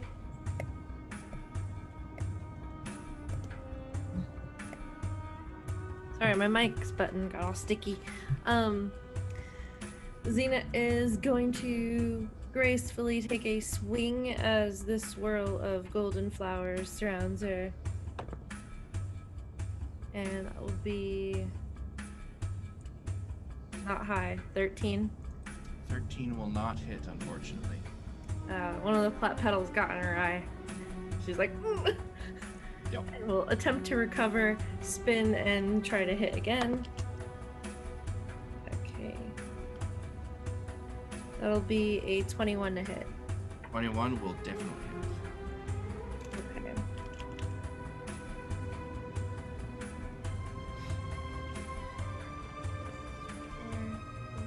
Two minus 1.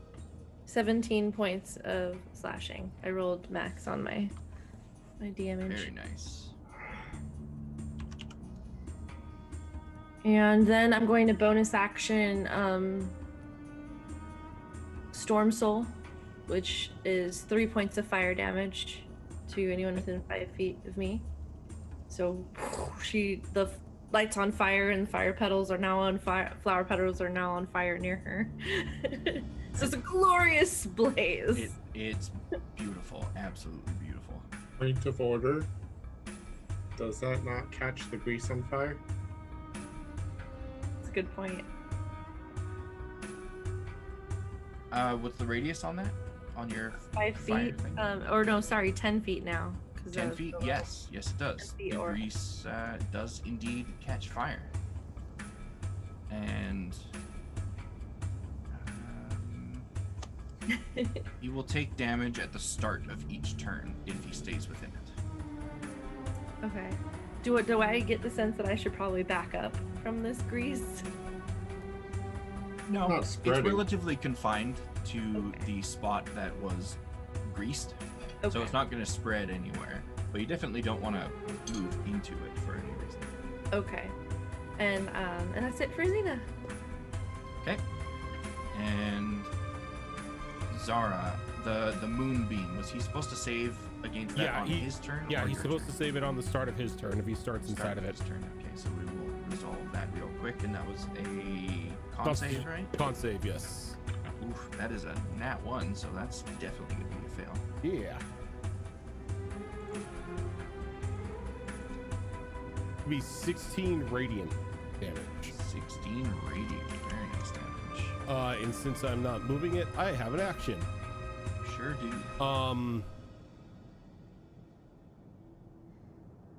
To use this or not?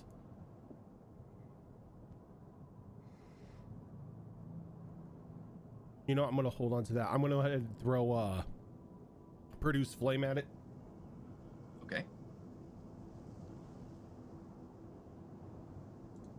that a 1 or a of course, that's a 1. Naturally. That's a natural 1 for a Natural total of 1. 8. A magic fumble. Magic fumbles are a lot of fun. I mean, if it helps, it's a cantrip. Give me 1 second to open a thing that I did not have prepared. And in the meantime, roll a d20 for me if you would. Sure thing. Oh, now it rolls a nat 20. Now it rolls a nat 20. That's good for me. Yeah, I know. Roll a percentile. Spontaneous Gnoll combustion. No, but if I rolled percentiles and not 2d10. At least it's not Raven and I 35. hitting each other this time. Yet. Ooh, that is not a good one. I mean, it's good for me. It could have been great for you, but it's not.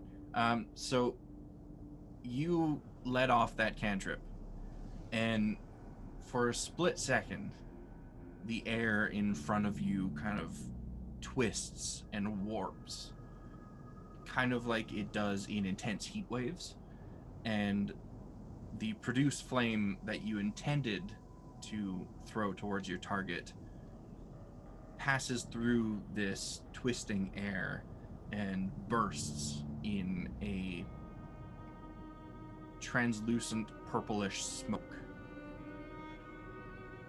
For the next minute, you must remain silent, at which point you break the silence by speaking aloud a personal secret. Oh, wonderful. All allies that hear you say this secret have to make a perception check. And the ally with the highest perception check has to do a thing that we'll get to when that time comes. Oh, wonderful. It just happened. I cast bad thing produce happens. backdraft apparently, and now it's making me stay silent and speak my most hidden secrets. What happened was a magical fumble. They do not happen very often, but when they do, it is a lot of fun. Can you send me that fumble chart, by the way, so I can use it on you guys? I don't know if He I want doesn't to. account. It's like with that wording, no. I mean, he can make his own. I will send it to you for use in any campaign that I am not playing a caster. I'm good with this. Oh no, wait, I'm not good with this. No. No, I play casters and Trojans campaigns too. So that uses your action. You do still have movement and a bonus action. Oh hell.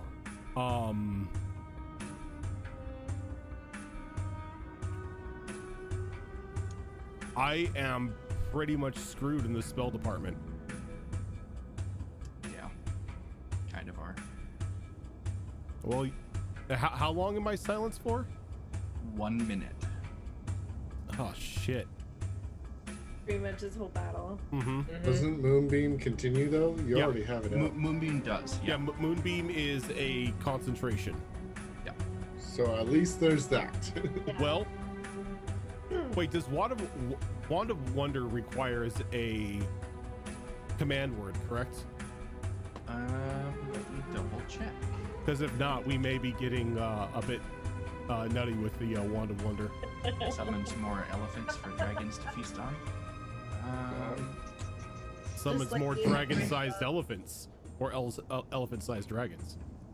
It does not state that it requires a command word. No. Well- It just says while holding it, you can use an action to expend one of its charges. For the next minute, I'm going to Hogwarts. I'm going to pull the wand out. Okay. Are you going to stay where you are on the map? You know what? I'm going to go back here. Okay. And that brings us to Xerax. It does. It sure does. So,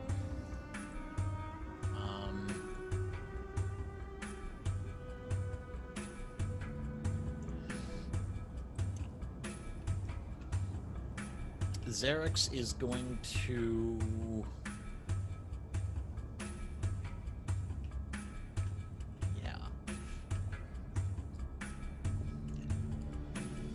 and Fox, just correct me if I can't do any of this, okay? Okay. I'm I am going to back off 5 feet and drive the very broken point of the blade I'm holding into the sand and look around at everyone and say, we can't win this. We need to back down from it. You are certainly capable of doing it. Okay. And that is going to be the end of my turn. Okay. This brings us to your familiar uses.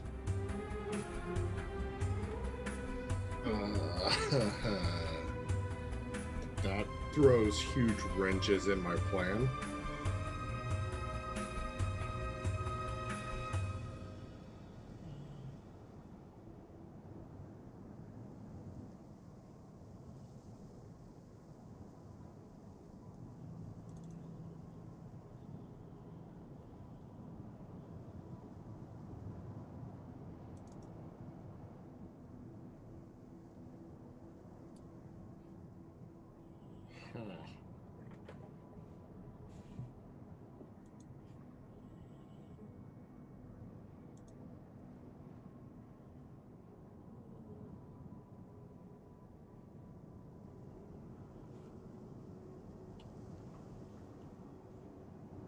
No, seriously, that throws huge wrenches in my plan. You can hold your action.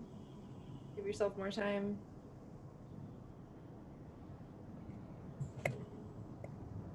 Just do what you were gonna do.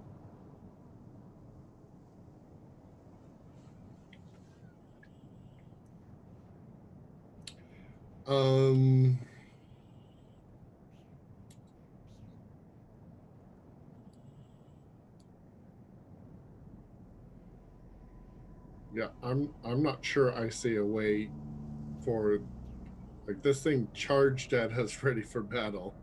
I don't think there's talking to it. So I'm honestly not sure what your plan is there.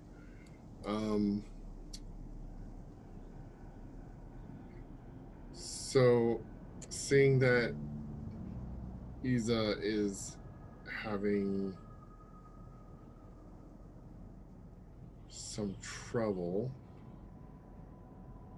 my familiar is actually going to move up to her, and through it I'm going to cast Dragon's Breath on her Okay. as a bonus action.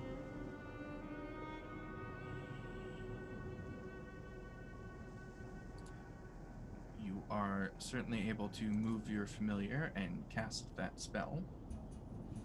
Nice.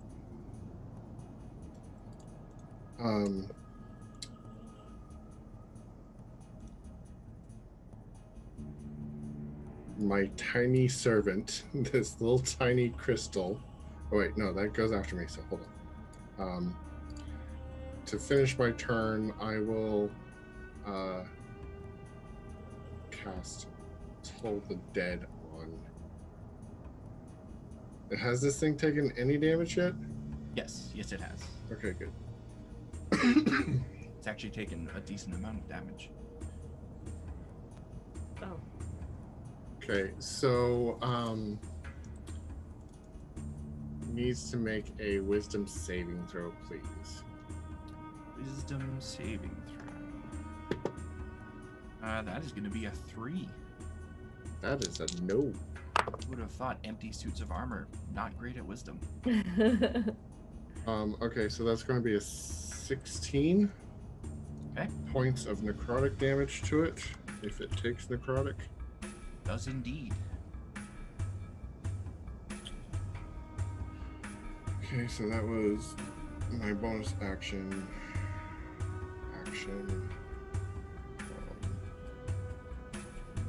And then, so I had already told my tiny servant to attack it last turn,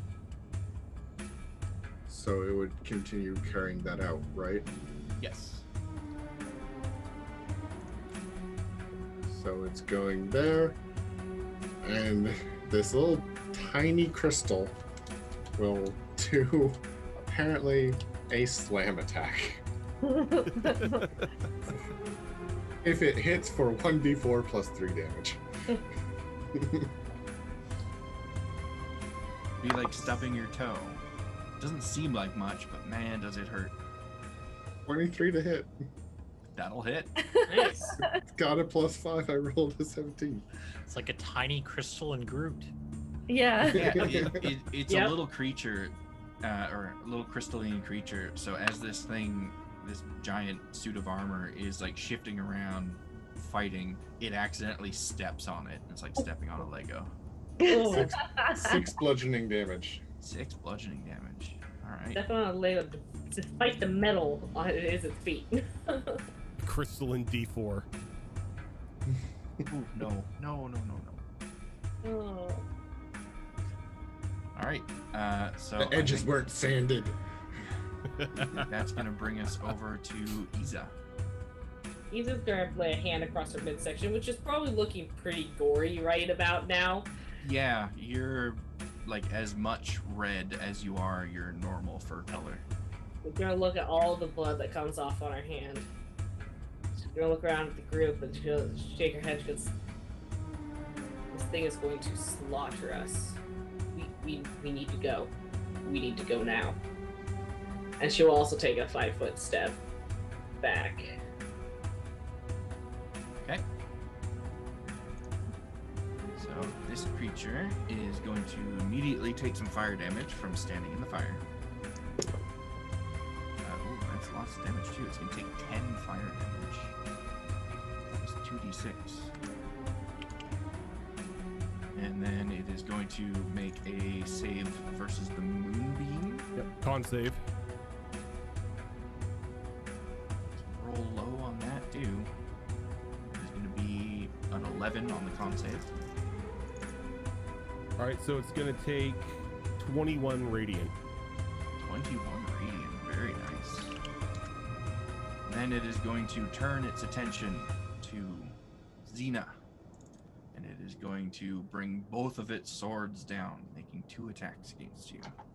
The first one, oh, that was so close to the nat 20. It's No. going to be 26 to hit. That hit. Oh, I don't think we want brutal critical with this thing. That is going to be And we could always have more to the mushroom party. 18 slashing and 13 fire. I'm sorry, I didn't catch the first number. It was 18 slashing damage. Ooh, okay, so that's 13 half fire. to 9. And then 13 fire. Yep. Which is, I have fire resistance, so have to That will be 10. 6. 6. Okay. And then attack number 2. Oh, that one might miss. 15 to hit. That misses. That misses. Okay. I do need you to make a charisma save on that first attack, though. Okay.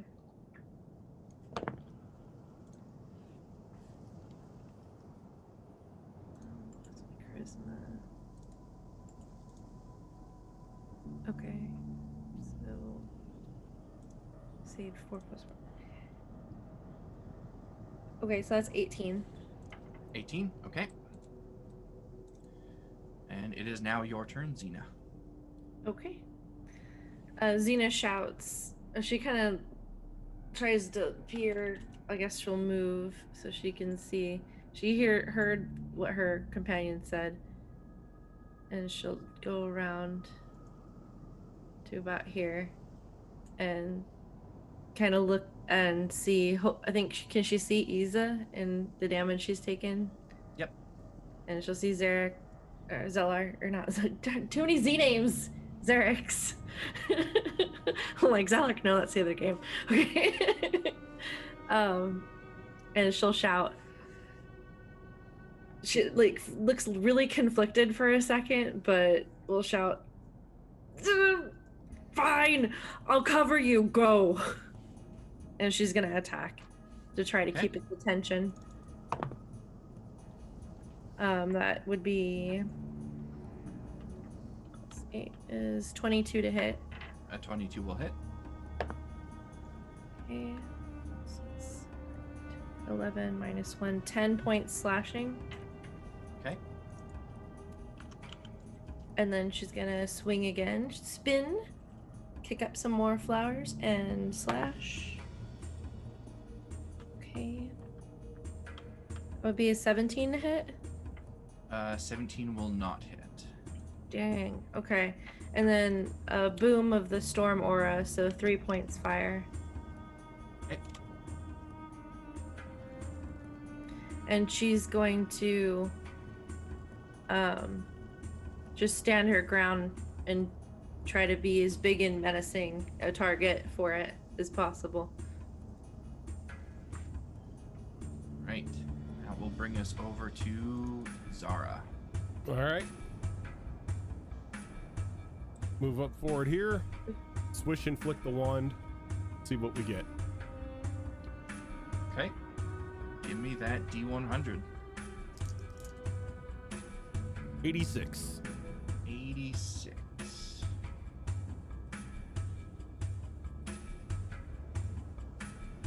Okay. You see, kind of fitting since you're a druid, you see vines begin to worm their way out from between the plates of this thing's armor. Large green leaves sprouting from them. To the point where this thing looks like it's been left in a jungle for 40 years. But other than that, nothing happens. Well, here's hoping it clogs the gears. Any bonus actions or movement from you?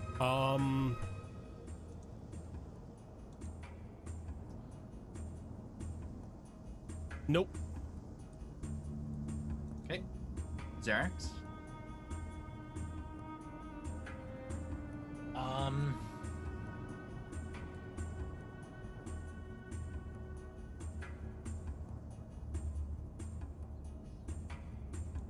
I am just going to hold my ground, still looking around at everybody to follow suit.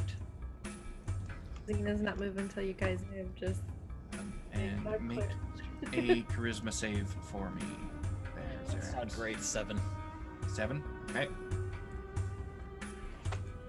You're waiting for your group to flee with you. Yixis, your familiar, can have its go. Familiar.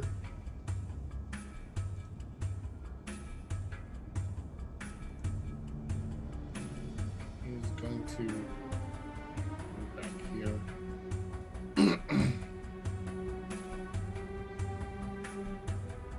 I'm gonna try something a little weird. I like weird. I'm gonna pull out that looking glass. Okay. So who's outlined? Outlined is Iza.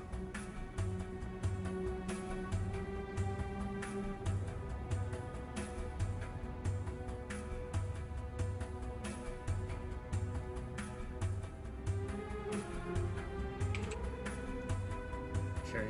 And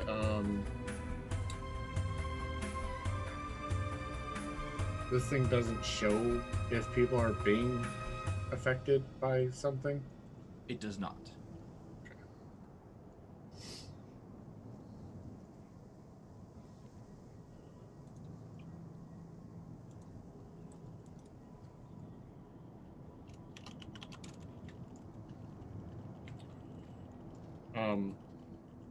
I'll say to Zara,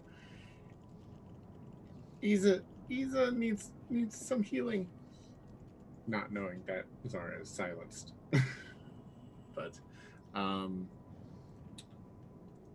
let's see here. So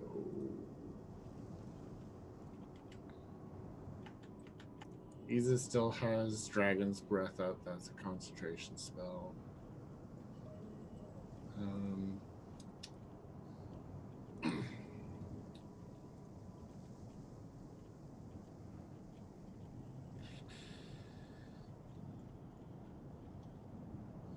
I'm going to do a 3rd level shatter. Okay. Off to the side. So it doesn't hit any of my friends. Not a bad idea. This thing, I believe, will roll at disadvantage because it's a construct. Non-organic material, yep. And that is... What can I save on that? Constitution. Constitution. An 18? That does Oh, wait. save, so it's going to That's take half. disadvantage. Never mind. That's going to be a 6. So it does not take half, it takes full. Does indeed. 19 points of thunder damage. 19 points of thunder. Nice. And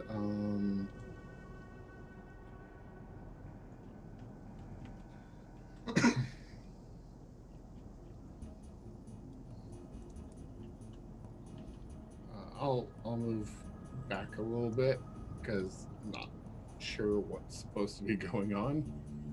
Okay. And tiny servant will attack.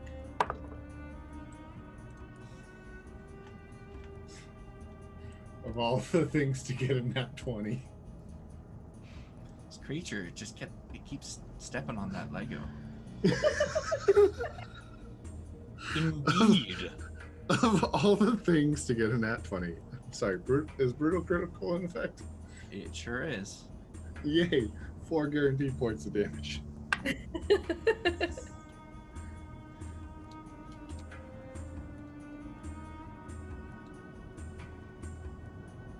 Oh, 10 points of bludgeoning damage. Fantastic damage from a tiny serpent. Evil servant's never done it. He's so proud of himself right now. If a little crystal could smile. Yep. All right, and that brings us to Isa. Even if you stay behind, you'll die too. You need to come with us. We need to leave now. We all need to leave now. Or stand my ground and wait for Xena to leave with us. And you're Okay. standing there. Make a charisma save for me, if you would, Isa. 0 self-preservation. 10. 10. Okay. That brings us back to this beast. Fire damage? Question mark? Yes, It was fire damage. moonbeam, 2d6 too. is fire Did he damage. take moonbeam damage at some point? He will as soon as I resolve this fire damage. Okay. So he's going to take 5 fire damage from standing in the grease like a doofus. And then he's going to make a charisma save versus the moonbeam. And I believe that's a fail with a 13. Yep. Did I say charisma? I meant constitution. But it's still 13, right? Still 13, yes. 12 radiant. 12 radiant. Okay. And same as last round, he's going to bring up both of his swords and try to bring them down atop Xena. First one is going to be a miss with a 12. Miss. The second one is a dirty 20. That hits?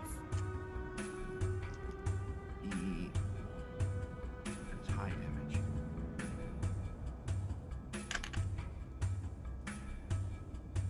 Oh, that is also high damage. I'm glad you have resistance and stuff, because I'd feel real bad if you didn't.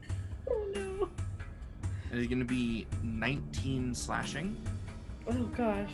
So that's 8. and 14 fire.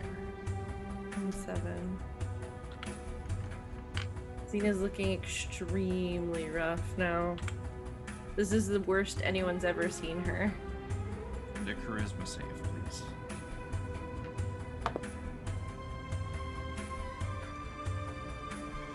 Uh-oh.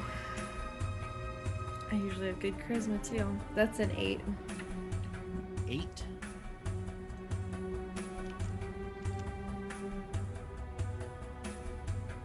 Okay.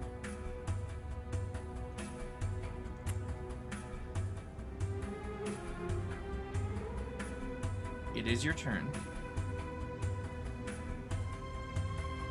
I did send you a thing. Got it. Okay.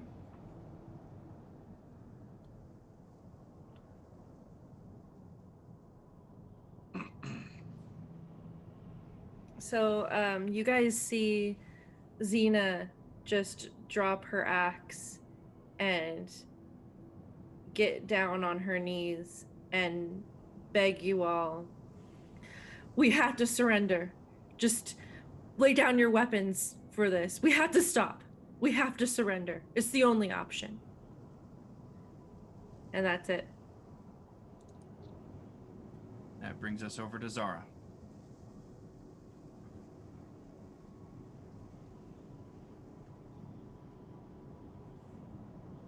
Hmm.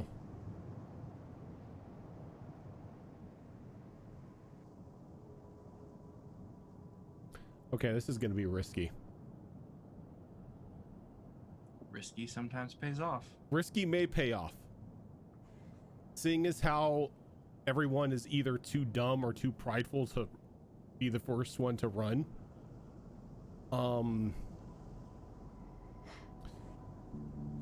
She's gonna go over to Xena. Okay. Try to pick her up onto her shoulders and then just start walking, running away. You reach your arms around Xena and try to lift her, and it feels as though she weighs as much as a solid stone statue. She does not budge even an inch, no matter how much heft and strength you put behind it.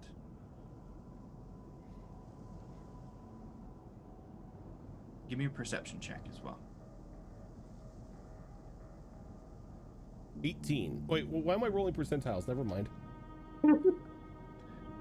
That's not a great percentile number. Well, neither is a natural one for a perception check, so. Oof. Yeah, I mean, she doesn't look like a statue, but she's certainly as heavy as one.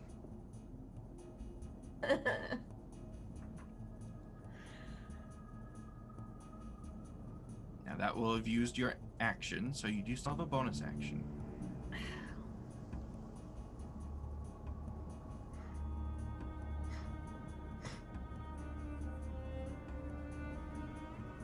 Oh.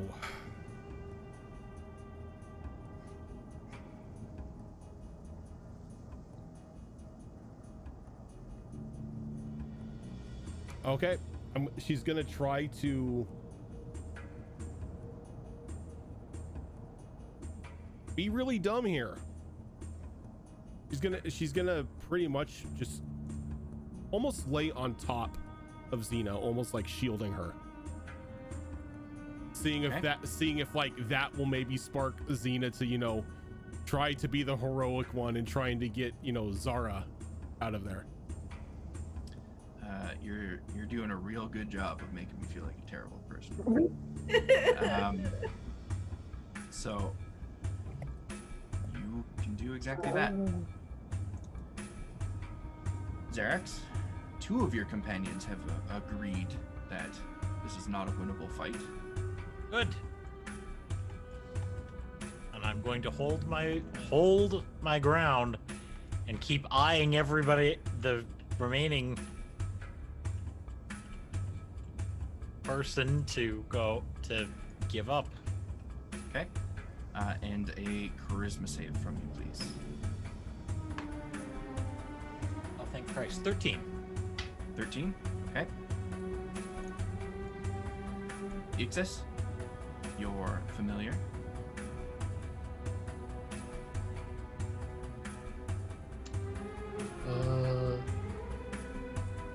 Going to back up here.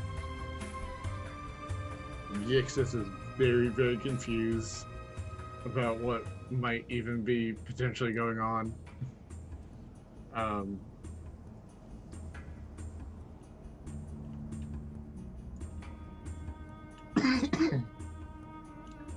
He's going to recall the tiny servant and see what happens with that. Okay. And does it walk towards you, or does it just like appear next to you? It walks. Walks. Okay. So this big statue man will take an opportunity attack against it. Does an 18 hit the tiny servant? Yes. Okay. It does more than 10 damage, just take it off the board. It is off the board. I still have that looking glass up. What do I see? Xena is also now glowing red.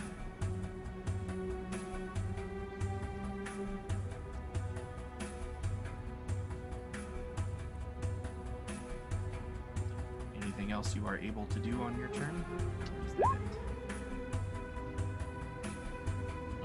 It's too bad that I don't have the grovel, cower, and beg racial trait that kobolds do. Because, yeah, Eixis is gonna just be like, okay, we're giving up. Okay, sorry. Okay.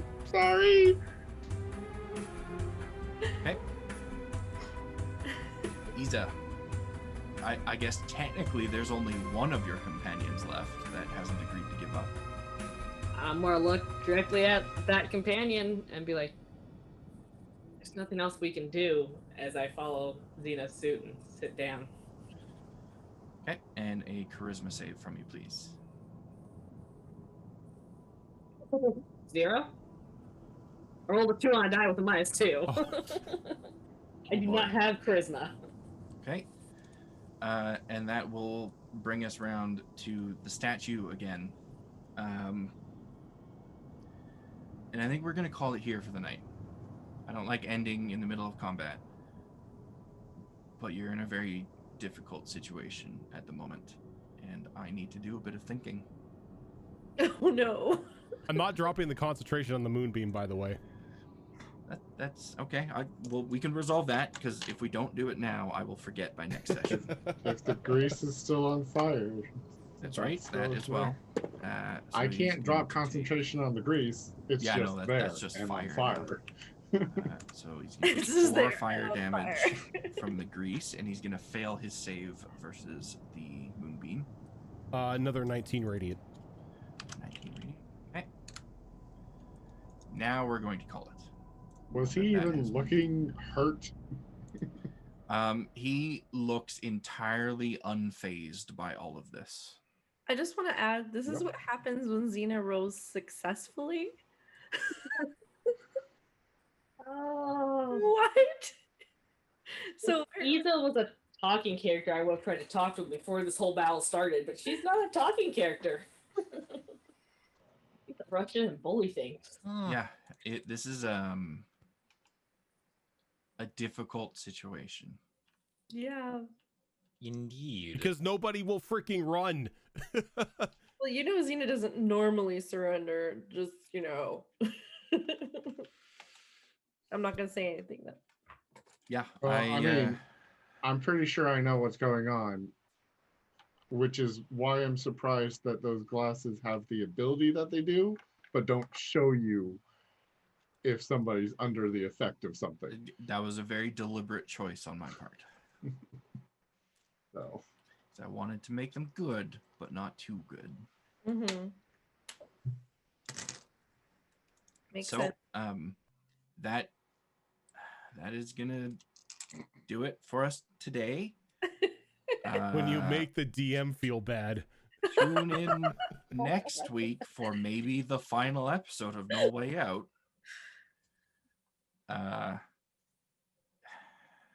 I expected this situation, but that doesn't mean I feel good about it. Yeah, we have another show that's happening tomorrow at 7:30 p.m. Pacific. That might not end the same way. yeah, maybe start watching that one instead of this one because it's probably going to go longer. Well, how many of us have backup characters now? Does it even matter at this point? I got to do some thinking. I'm just going to leave it at that. I have Zael's going to ideas. send out another team to find our remains. You think she actually wants our remains? We failed. No, We it's blew up going the to be desert. Zael sending out a crew to go, where the shit is my bird box? Yeah. It's not even going to find us because Bird Box not there. And then this is just going to be a one-player campaign because Zoro's finally going to be ready to rejoin it, but you're all going to be dead by then, so it's just going to be her running around the desert. Yep. Trying to recover the corpses of everybody. Yeah. Knowing her character, she might be okay with that. Yeah. Yeah. So, aside from tomorrow, we do also have shows on Saturday. Alternating Saturdays, we have Wayward Wanderers and the other one. Withered The Waste. one that you're in. The one that I'm in. That's something I should know the name of. Yeah, that Withered one. Waste. Yeah, and I only set the title for it every week as well. I'm sorry, every other week. This weekend, we have Wayward Wanderers Yes. is Mhm. happening Yes. at noon Pacific.